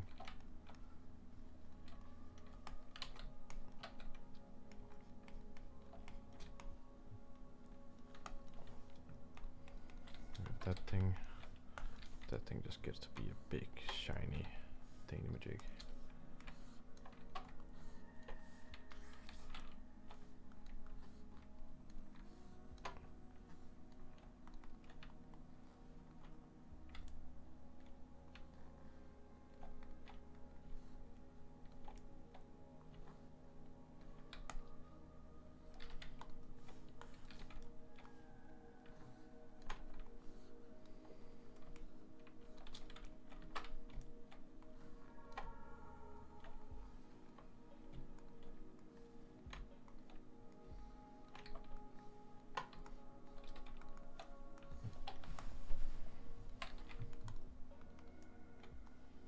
Polished bone, sure, a polished bone.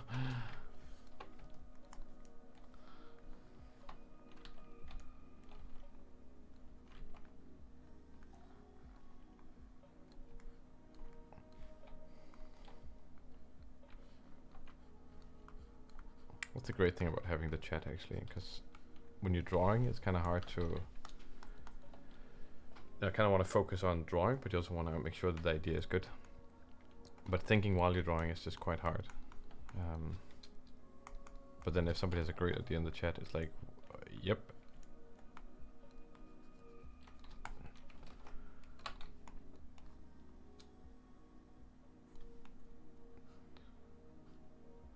This is a strange weapon. Not sure this was the right. Because black does feel a little bit more elegant, no?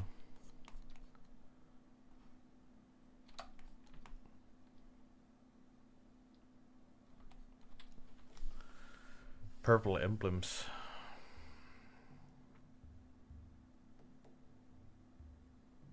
Could be purple.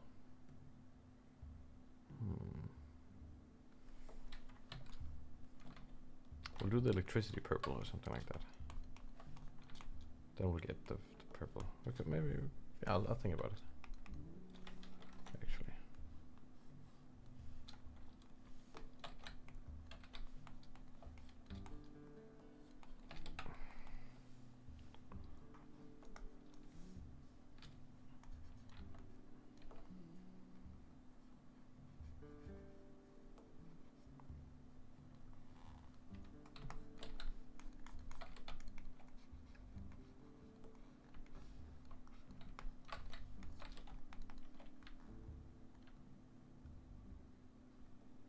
The alien mafia boss. That's true.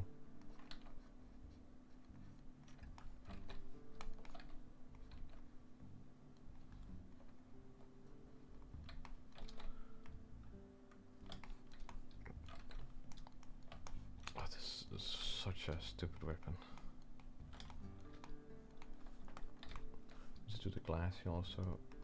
Glass there.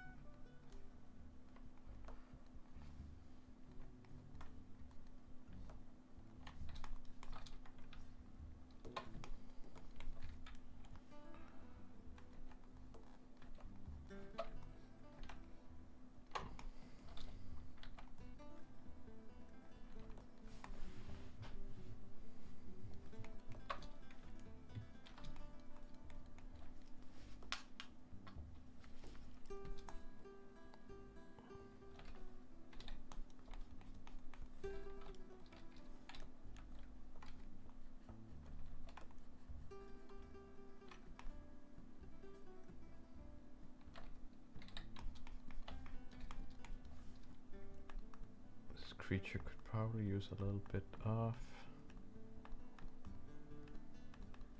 This bottle could also get a little bit of color variation here.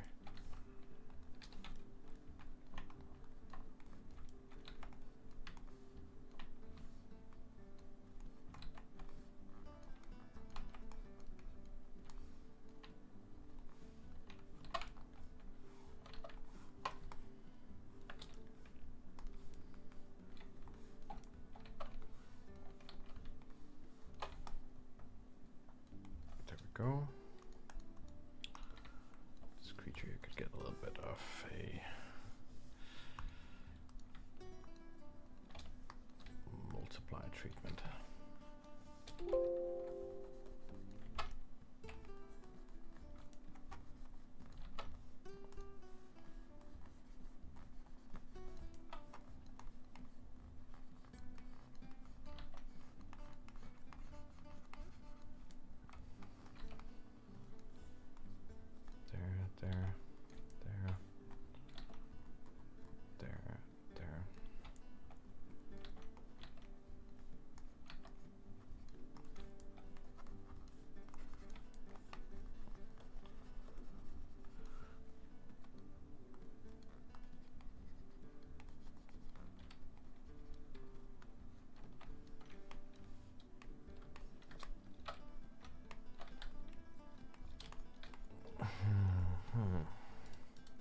Was the glass maybe more of a greenish color? I was thinking about it also, but I think I've just been so influenced by that video we saw earlier. What video I made with the piranhas in the gun, and there the glass was like very green. I'm just like, is that really what I?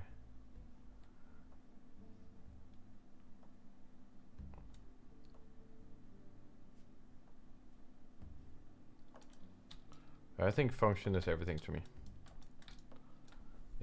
How much emphasis do you place on function, like how the creature is placed in the glass slot, what's it used for, where people get the creature via the aesthetic or the whole idea. I'm always function over form, 100%. I think also just form follows function in real life. And if you're making something fictional, then 100%. And you know, like, there's better ways of making this more accurate. It's still a sci-fi gun, so I can like play a little bit. But here, for example, I'm like, this is the lid. There's a lid here, and you can put the creature in there, and then you strap it in so that the head is trapped here in the opening. Then the antennae are clipped into this, and then that gets transferred into this central thing here, and then it gets discharged out here. Right, so that's, I would say that's function.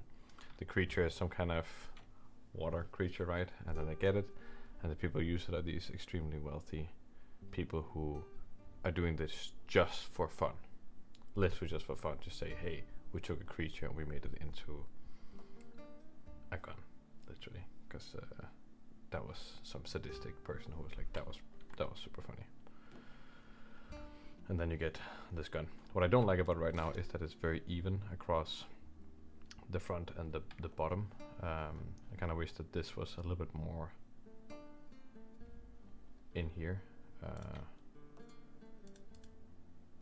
See if I can. If I put all this together here, and then I say merge group like this, then probably what I maybe would have done was just like bringing this in, possibly even more.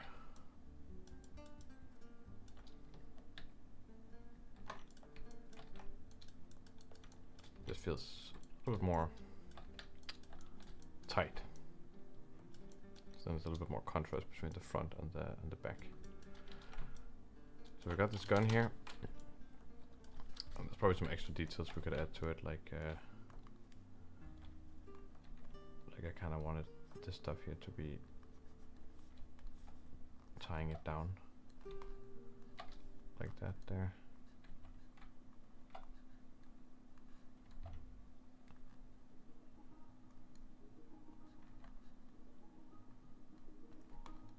some kind of ribbon there. And then we have the electricity.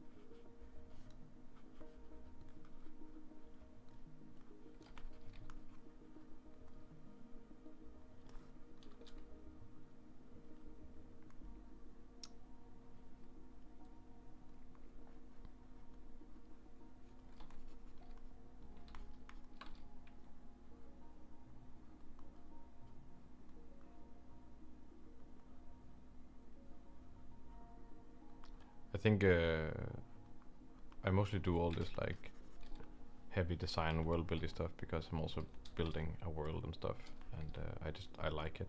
Even if I'm doing a keyframe, I also do keyframes once in a while. I try to build a world around the stuff that I'm doing. I think the purpose of keyframes is not, especially if you're doing it for film, it's not necessarily to design it and really think the whole world building approach through it, but I think it still helps, you know, like really engaging yourself in the world and putting your mind there, and not just, okay, this is what stuff looks like, what does it look like from this angle, what light is best from this stuff, and all that stuff is still important. But I think the really, really great stuff, in my opinion, is the stuff that kind of transcends just the visual. Because the goal of visuals in general is just to capture the eye and to make sense of something. But then the thing that you're making sense of, if there's no value in that, then why make sense of it at all, right?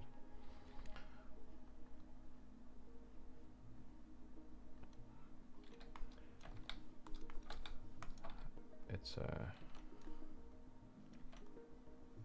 hope that makes sense. Da-da-da, da-da-da.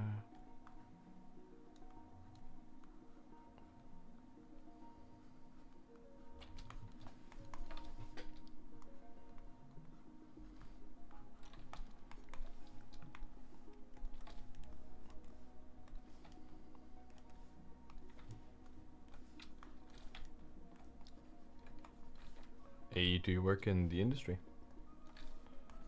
So you're doing keyframes?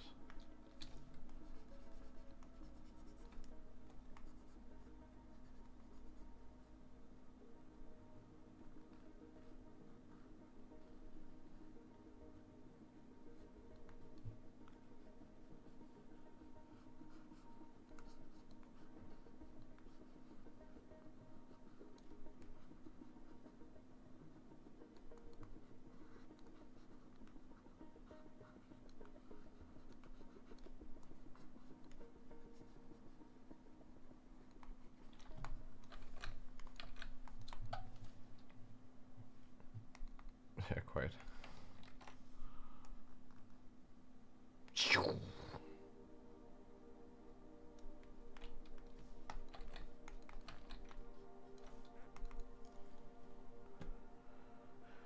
Outer glow, maybe.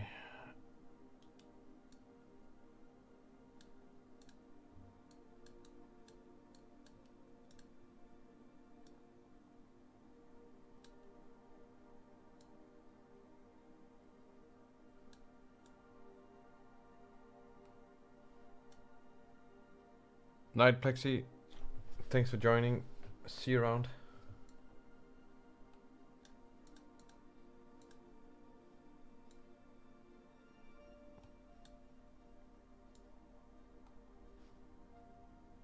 Yeah.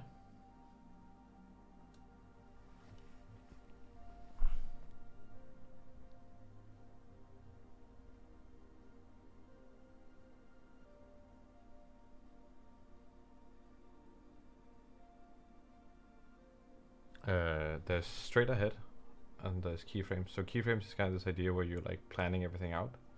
Then straight ahead you just kind of animate, if that's what you mean.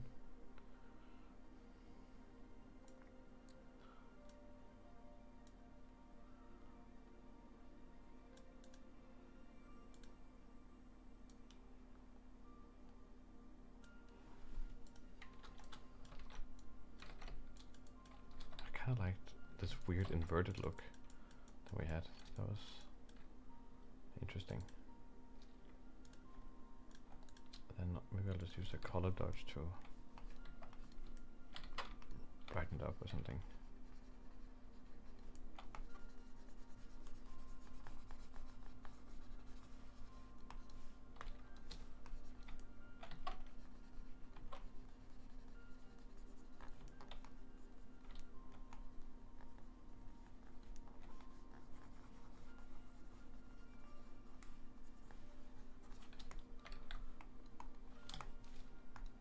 Maybe this thing can become a little bit darker then.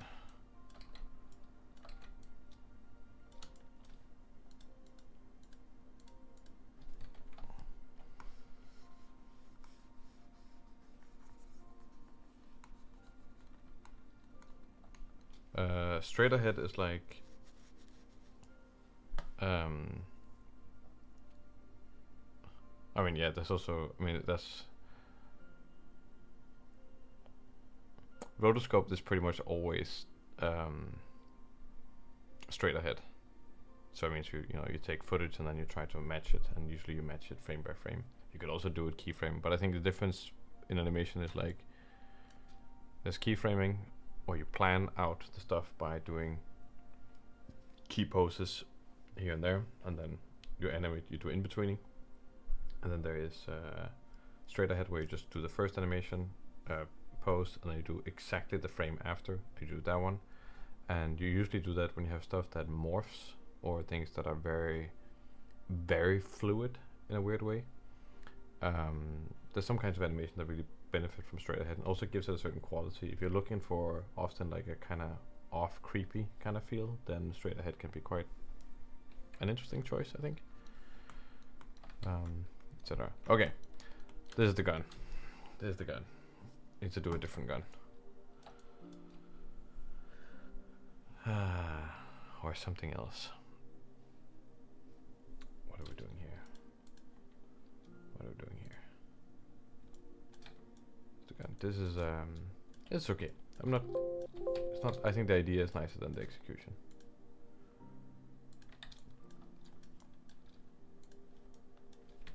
Now time for something else. Maybe a different gun. We should look at a gun somewhere. Save. I'll save. Bye, Plexi. Bye.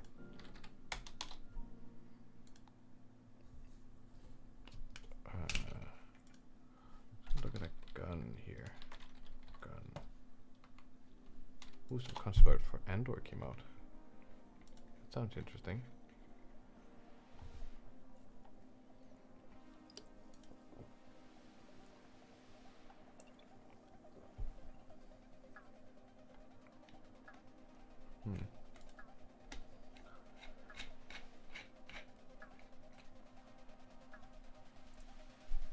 Gun.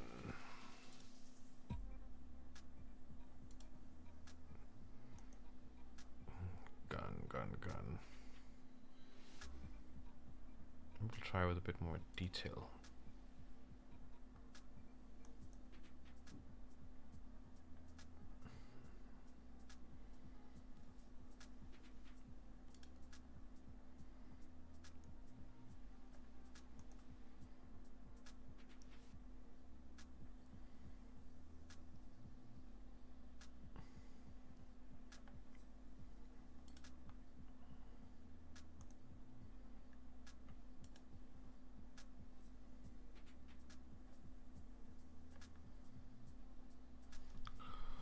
Try some of this a bit more out there.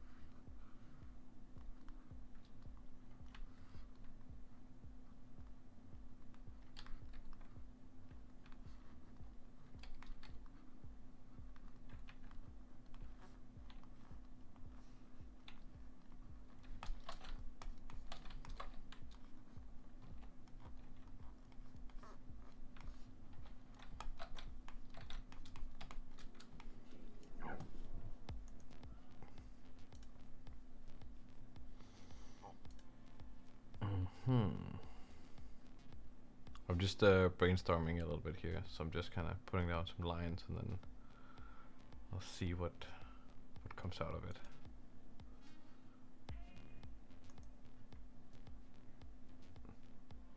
I'm not entirely sure yet.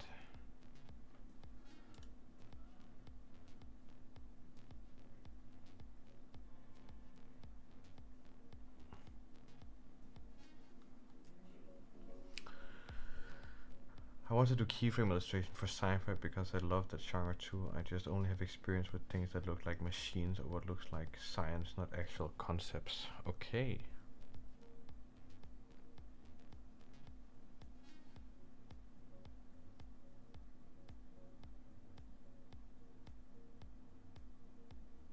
Hey DG, do you have a autosave on for Blender? You know you have the recover autosave stuff? I use the feature all the time. If you go to File, Recover, Autosave, make sure you have it on from Preferences, then System, Save and Load here, and then Autosave there. Put that thing on, and I have mine set 2 minutes. Never lose anything again. You could also set to 5 minutes. Then, you know, it saves, and then you can recover the stuff. It's quite reliable, I would say. It's quite reliable.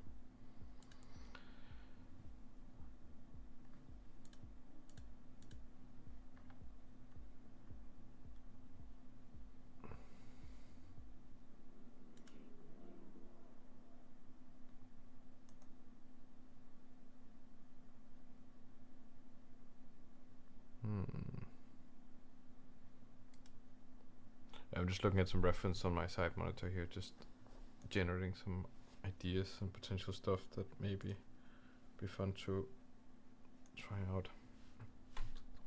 I kind of want to do one that opens.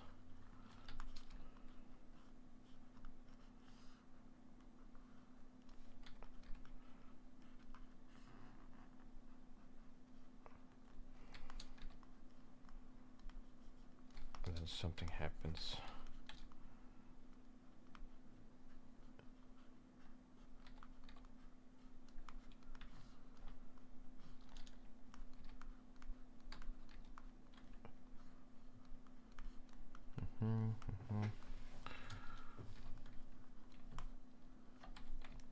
That's not how I want to do it.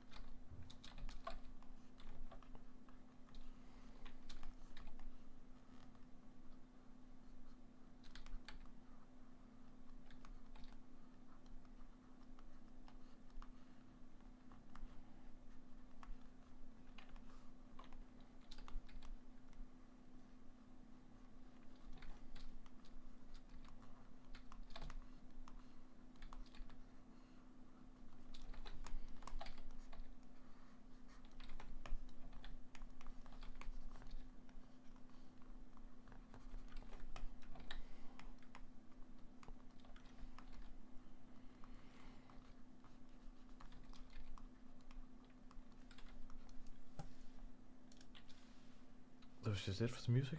Gonna get that rolling again.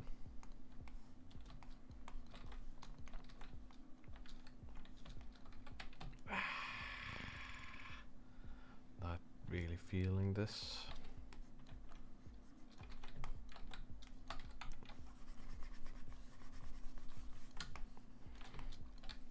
Maybe something simpler.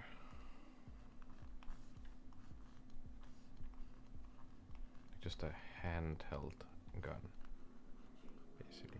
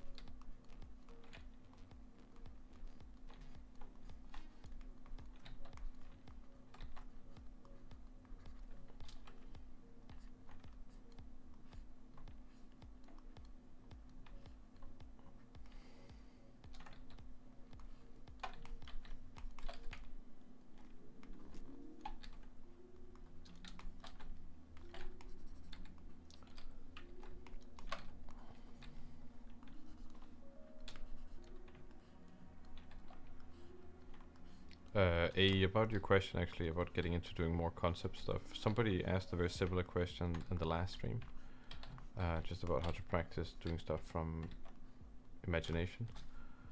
I recommend checking that out, but otherwise, you just gotta do, I think just do small steps. Sounds kind of obvious, but it's a pretty hard thing for me to give feedback on, because I've just always done stuff from like concept as a child. It was just always, that was just how it was for me.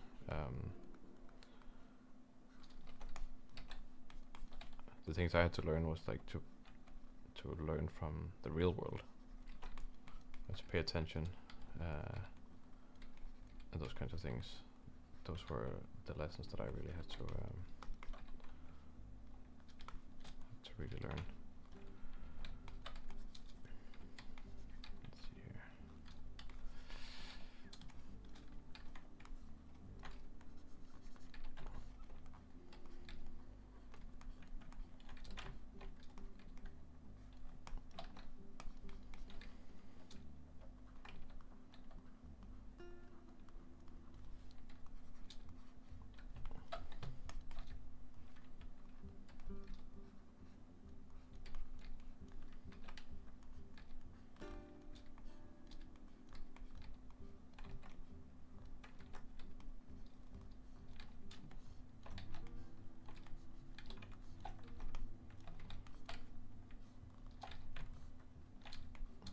It's actually pretty rare that I sit down. It's pretty rare.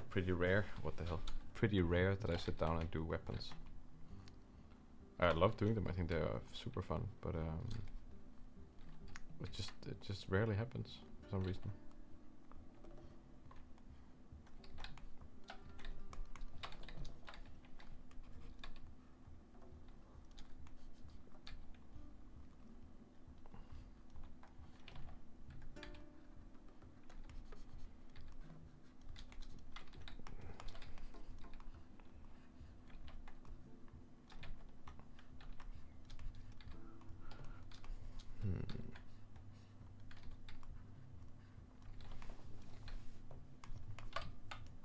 This is the problem here, right here. We need a placement for the hand to slot into.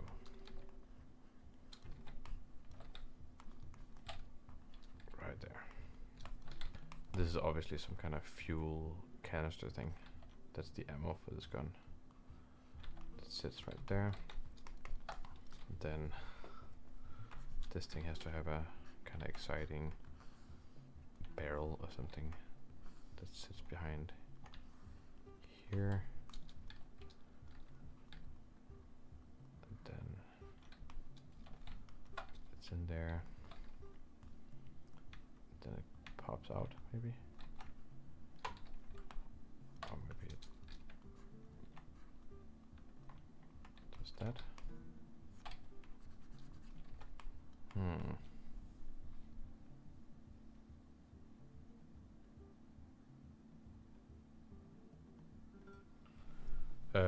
Yeah, no, I mean, I definitely, so A's questions there for sure. I'll watch that. Do you ever get worried about inconsistencies in story or how accurate, practical to science your concepts are? It very much depends on what I'm designing for. You know, if you're designing something from Star Wars, you can just throw everything out the window because it's not really sci-fi, it's fantasy. But if you're doing something for even Star Trek, then Star Trek is a little bit more like science fiction-y, and they probably have a few more rules, but they also kind of allow you to do whatever. Then if we go deeper into sci-fi, then maybe we have something like The Expanse. You know, The Expanse, where you have like you have like gravity and propulsion. Oh wait, sorry, you have not propulsion, like you have like acceleration and those kinds of things, and the characters are affected by acceleration, and you have orbits and all those kinds of things, and suddenly the mindset is just a lot more technical and closer to reality. It's more grounded sci-fi. So whatever the frame of reference is, then I think you allow yourself a certain level of freedom. For me personally, I love when stuff is kind of technically explained to some extent. I also like, you know, engineering and kind of hard sciences and stuff like this. I'm interested in those things, and when a fictional world tries to replicate those kinds of things, then I like that. I think that's awesome.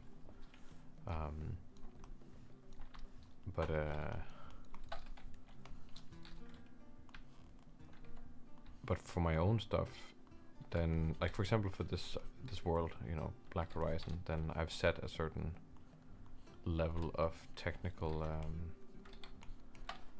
like tolerance for mumbo jumbo, and I would say that the tolerance is much lower than something like Star Wars, but it's a far future thing, so there's lots of things that are also not really, but anything I can explain and try to explain and connect to some kind of real world physical phenomenon, I will. But I wouldn't say it's something I get worried about, but it's definitely something I can be obsessive about. It's like, oh, I see if I can explain this in some interesting way or connect it to a real world science somehow. That just makes it exciting for me.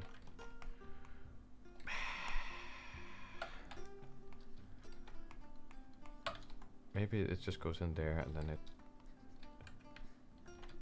comes out there or something.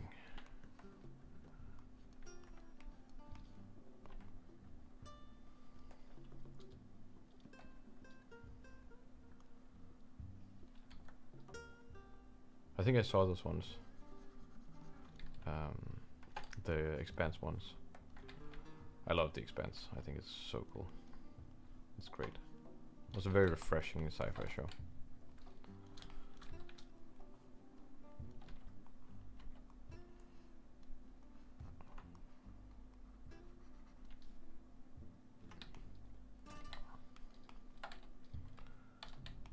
And then what does it do here? Maybe it...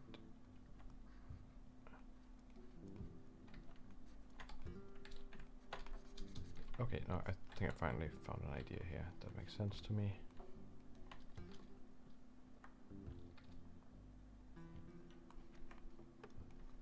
No problem. No problem.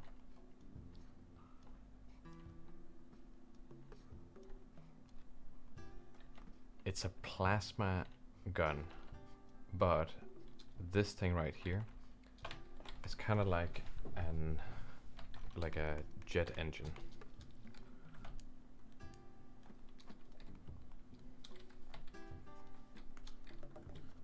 And I'll show you how.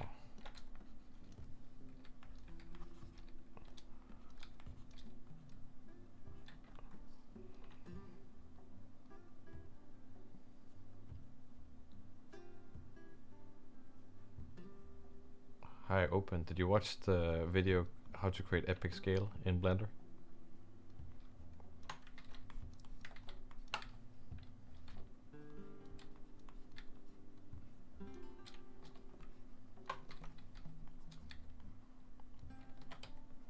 Okay, damn it.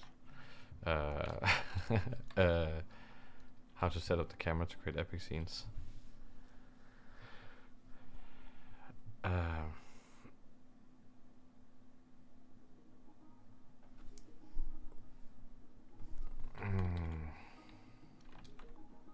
No, I would rather not give you just like. I think what's in that video is great, and those are great things for making stuff look big. Big doesn't necessarily mean epic, but I think, you know, honestly, the worst advice here is find something that you find epic and then break it down and figure out what makes it epic, you know, because sometimes what makes something epic is literally just the stuff that's happening in the scene, even if it isn't that well drawn. So that could be one thing. I think there's no rules for how something is epic, but general things are like, oh, there's something very small and something very big, you know, then it feels epic. Or there's you know, something there's something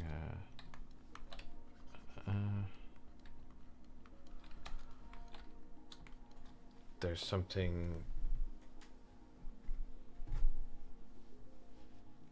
if something's on fire, you know, and if something's not on fire and something's on fire, then it's like, oh, this feels epic. Or if something's exploding, then it feels epic. I think generally epic can often be synonymous with dynamic, you know, not always, but when something is dynamic, it's typically in motion or quite extreme, or something's happening. But something is also dynamic if it's, let's say, different from the norm. And let's say the norm is static, right? Then like a massive building that's just standing there, it's not moving, but it can feel dynamic just because it's different from other stuff. You know, it's kind of like when you're seeing a New York skyline or something like this, then you see all the tall buildings and they're not moving, but they're different from the shorter buildings, and then they create dynamism in the composition. So it's a lot about contrast, you know. Contrast is a good tool, and what I would do is just try to study all the different kinds of contrast, and then see how. Okay, maybe this is the advice. Find something that you find epic, and then see if you can break down the different kinds of contrast. So that could be value contrast, that could be material contrast, that could be color contrast, that could be maybe it's two characters that have a certain expression. One has one expression, one has the other one. They have contrast. Does that make it feel dynamic? Try to break down those things and just study what they do, and then try to replicate.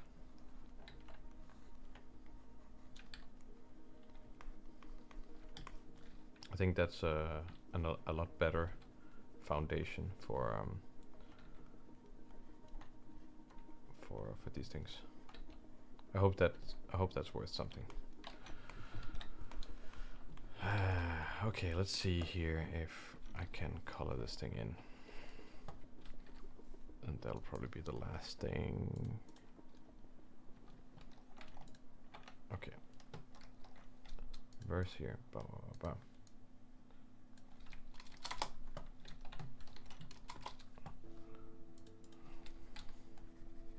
Like that.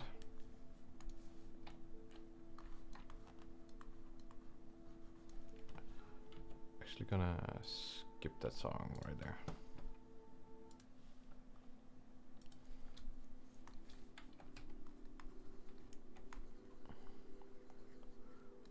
There we go.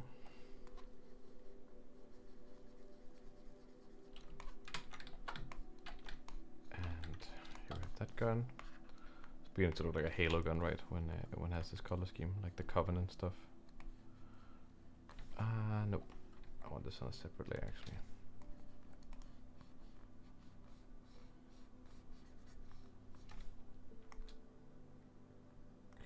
Clip to that layer. There we go. Done. Like so. Do something like that. that. Probably just the whole thing.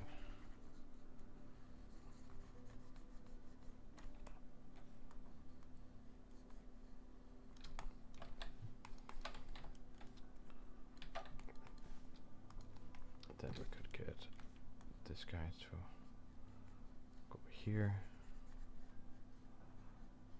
like that. And then this is the stuff here that I want to try to mess with a little bit. So how are we actually going to do that? We're going to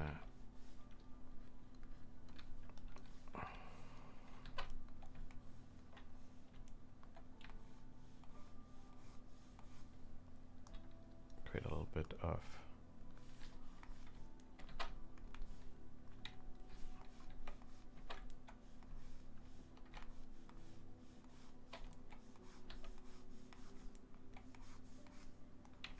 burn mark here.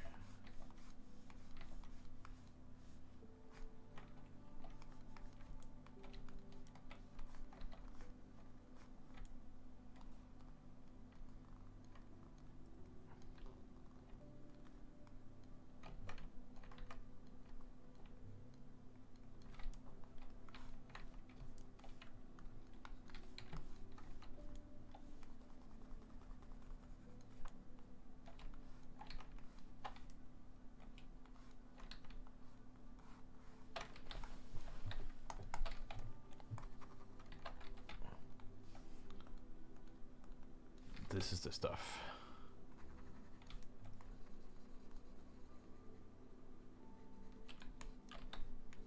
Right there, exactly.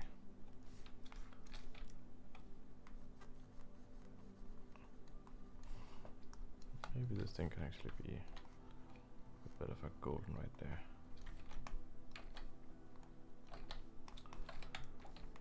Then here.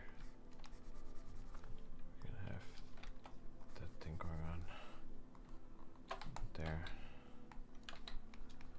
Yep.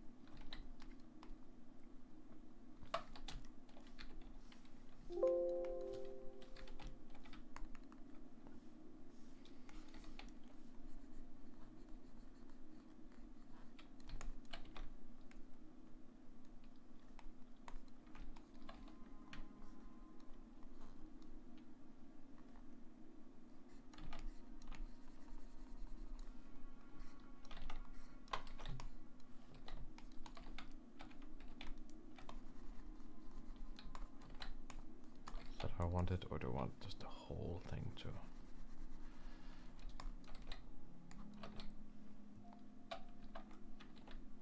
More like that. Bye, Schultz. Thanks for joining. See you around. Okay, we are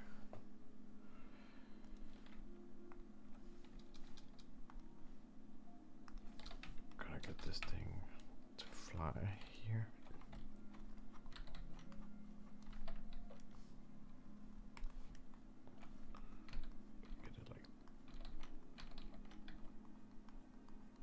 That, like that.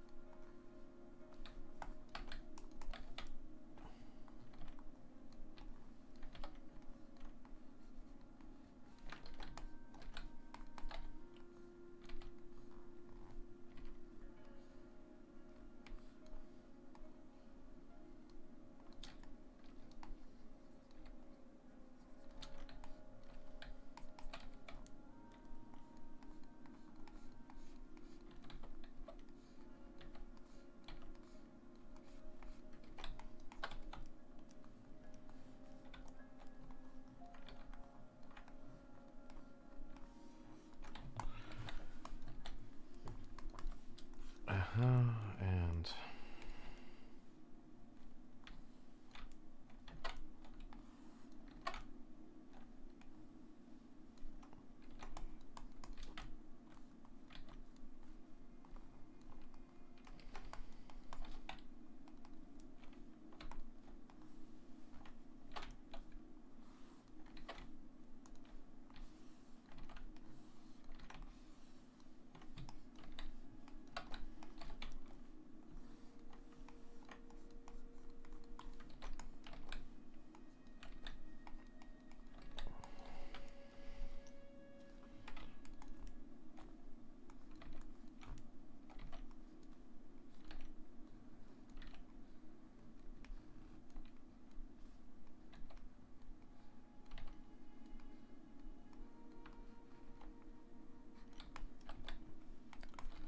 very nice, very nice. Here we go, here we go, here we go.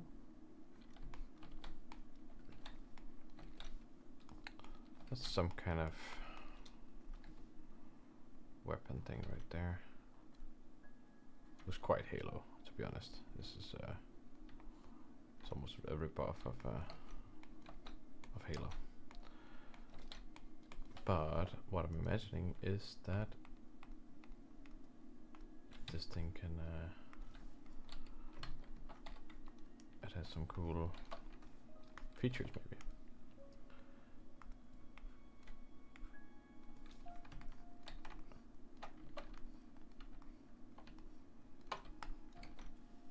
So maybe that thing can glow. I do not like that. Can we change this to something else? Change this to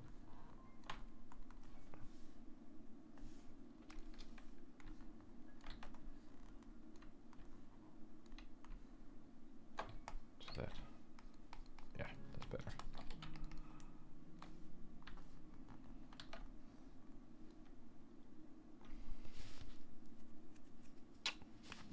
South Dakota.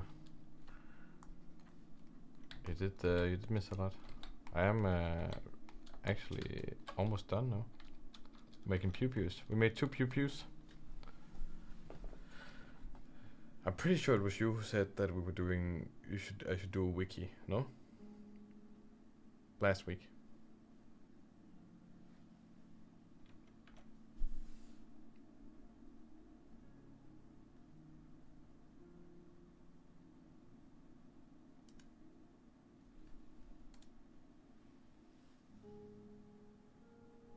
Here it is. If it wasn't you, then I will feel really stupid. I'm pretty sure it was you. Here it is. Did a wiki.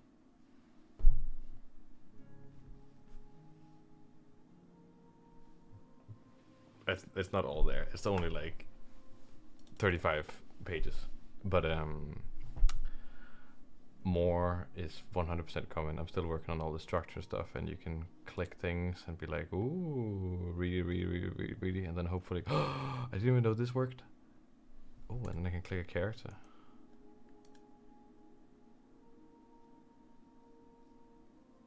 Yeah, exactly. I'm gonna get some hyperlinking in all this stuff here, and make it all real nice. And things like, oh, like the Horizon Drive. What are we gonna learn about the Horizon Drive? Well, blah blah blah blah blah blah blah. And if you're a history nerd, this is all the prehistory before the current timeline. So there's a lot of stuff there. So yeah, I talk about that in the beginning of the stream, so you can rewatch that bullshit if that's your cup of tea. I'm just gonna ramp up this gun here. Boink. It's not the most beautiful colors, is it? Not really. Maybe if I take this and just...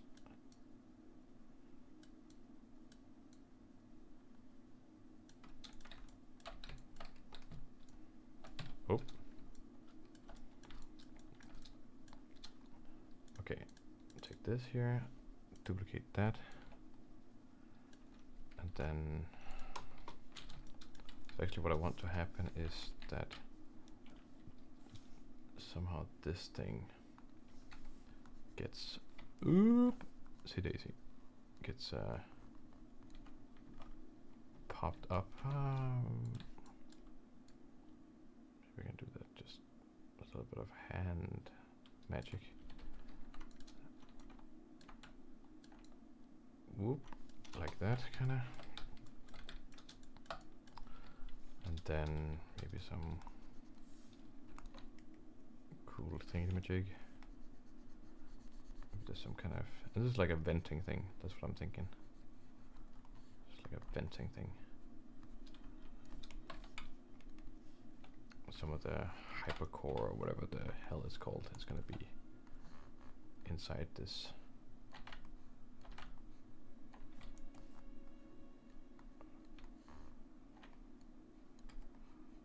I also missed the gun we did earlier today.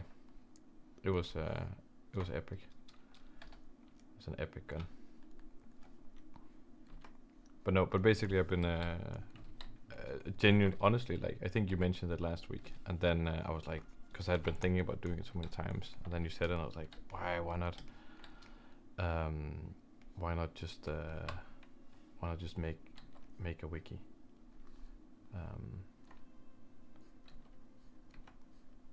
And I ended up doing like a custom solution that just felt like the right way.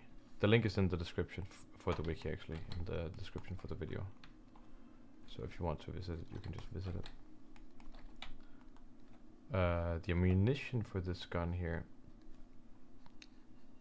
some kind of energy source to generate high plasma beams. So I'm guessing that it's some kind of antimatter thing. It's not so it's an antimatter gun in that the power source over here is an antimatter core, I think. And then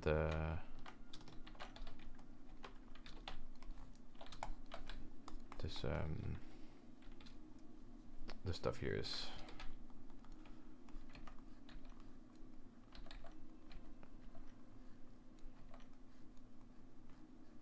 it's gonna shoot plasma, basically.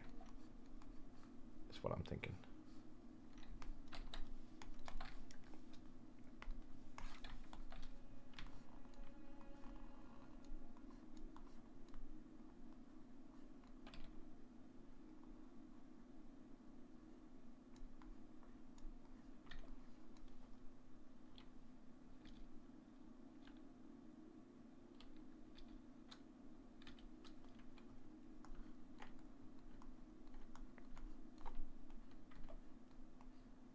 I did this post on Reddit, actually, on antimatter world building stuff.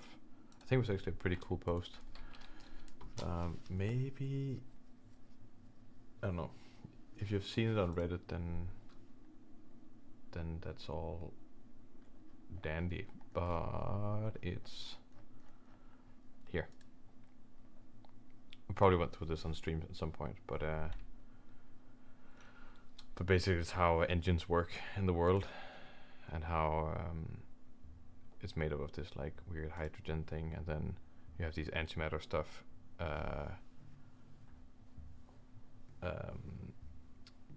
You have antimatter trapped in these things called penning traps, which is a real thing. So they're not called penning traps they're called EM traps, but in the real world we have a thing called a penning trap, and a penning trap is an electromagnetic field that can trap an antimatter particle, because an antimatter particle reacts with any non-antimatter, so just regular matter, so you have to make it not touch the stuff. And it's the same in Black Horizon, and they use it for engines for extra power, which is a thing that's like hypothetically people are talking about potentially doing this, so it's not complete bullshit, but I'm using it for extra reaction mass, and then it could be cool to use it for a gun. Why not? So here we have the gun. There we go.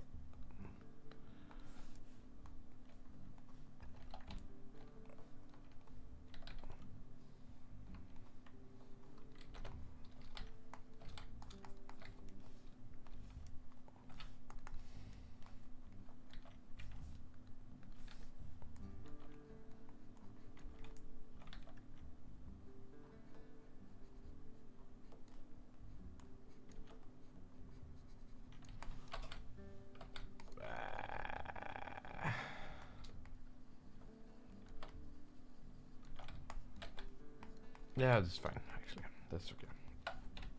Yes, purple came in, Greg. It's not that I didn't want to ignore your purple thing. I did want to do it. Just I wanted to give it its own realm of exploration. So here you go. So that's vent stuff there. Oh, that'll come out here. Like that.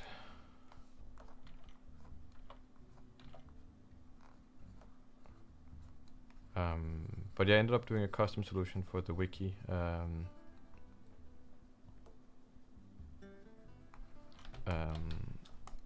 For the wiki, and I ended up using Webflow. I have a lot of experience making websites and stuff with Webflow, so it wasn't too cumbersome, but it just means I had to put up, like, do a lot of systems and stuff. And I still wanted to feel wiki-like, because I actually think it's a really good format for exploring stuff. I don't want it to be too user-friendly, if you know what I mean, like too fed in one way. It should be very hyperlinky and rabbit hole possible. So vent like that, and then it should be a beam, and the beam should just be like boom, boom,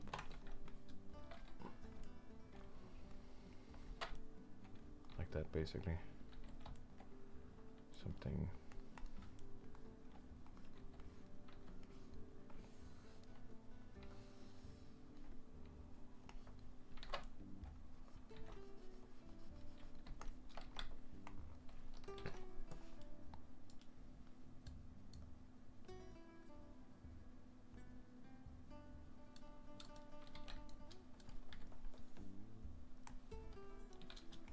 No, I didn't ask you something. I just said that you said I ended up doing a custom solution, and that worked quite well. I did actually look into other solutions for the wiki.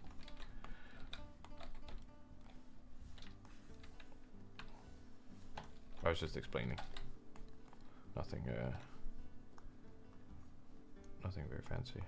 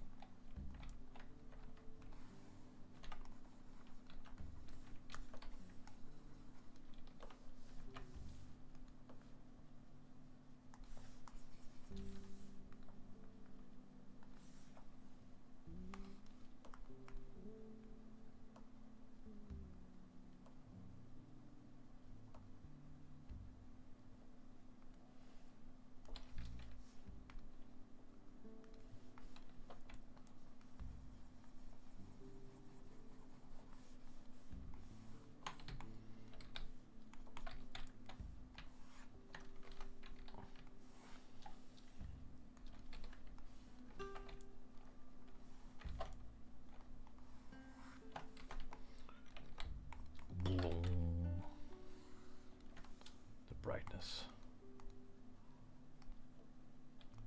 Maybe this one can be turned down a little bit. It's a little bit too bright, maybe.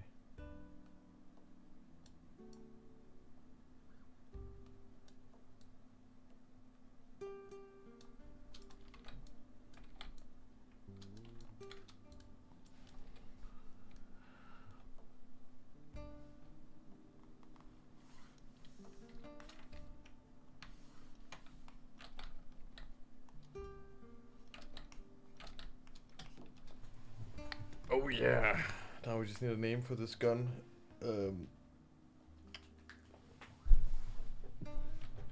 It's gonna be called. Kind of looks like an Evangelion in a weird way.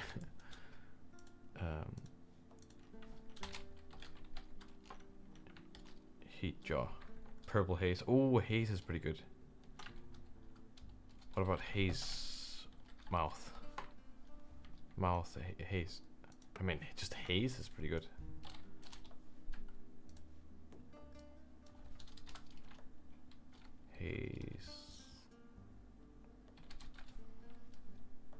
Haze claw. Is that cool? Is that lame?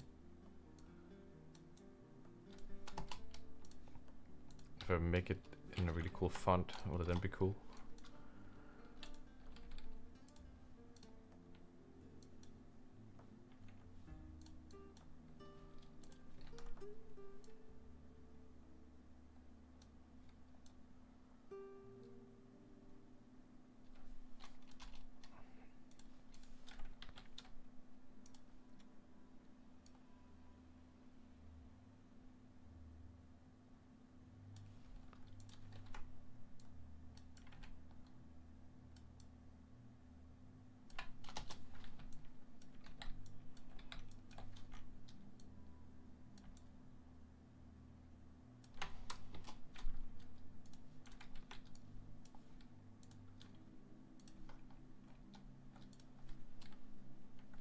Maybe it's this thing where it has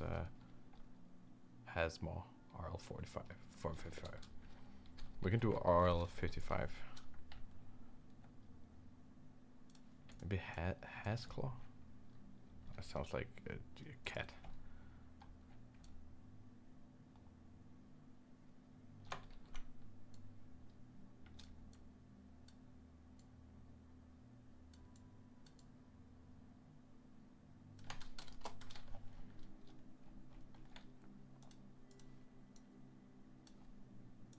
Is this now where it does it?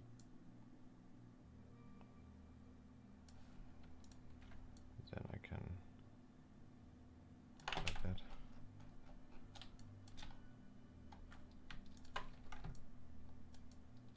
Yeah, why not? That's pretty funny. I think that's it. No, that's it. We managed to do some stuff today. That's good. We managed to do this one. I managed to do this one. And we don't care about that. Yeah, some guns. Some guns. So that's Haze Claw Ribbon Lance 55. Oh, Ribbon Lance. That's cool. Ribbon Lance. I like that. That's actually pretty good. It's pretty good. Could be a little bit better, this gun, but I like the idea here. We got this like weird core and then antimatter bullets coming in. I think that's gonna be it for the stream. Next time I'm gonna have way more stuff added to the wiki, and there's gonna be a lot of stuff to look through, and I'll talk about that next stream also. So if anyone's excited about that, then stay tuned for that. But I think that's pretty much it. And to end, we'll have to do some kind of tax evasion tip. I don't know why. That's just a tradition. So we're gonna do a tax evasion tip. Make your taxes go away with the Haze Claw RL55. You take it to the tax office and you start shooting it. And then when they realize you don't have a real gun, they're gonna be like, that guy's crazy. Probably no taxes for you. Tax evasion.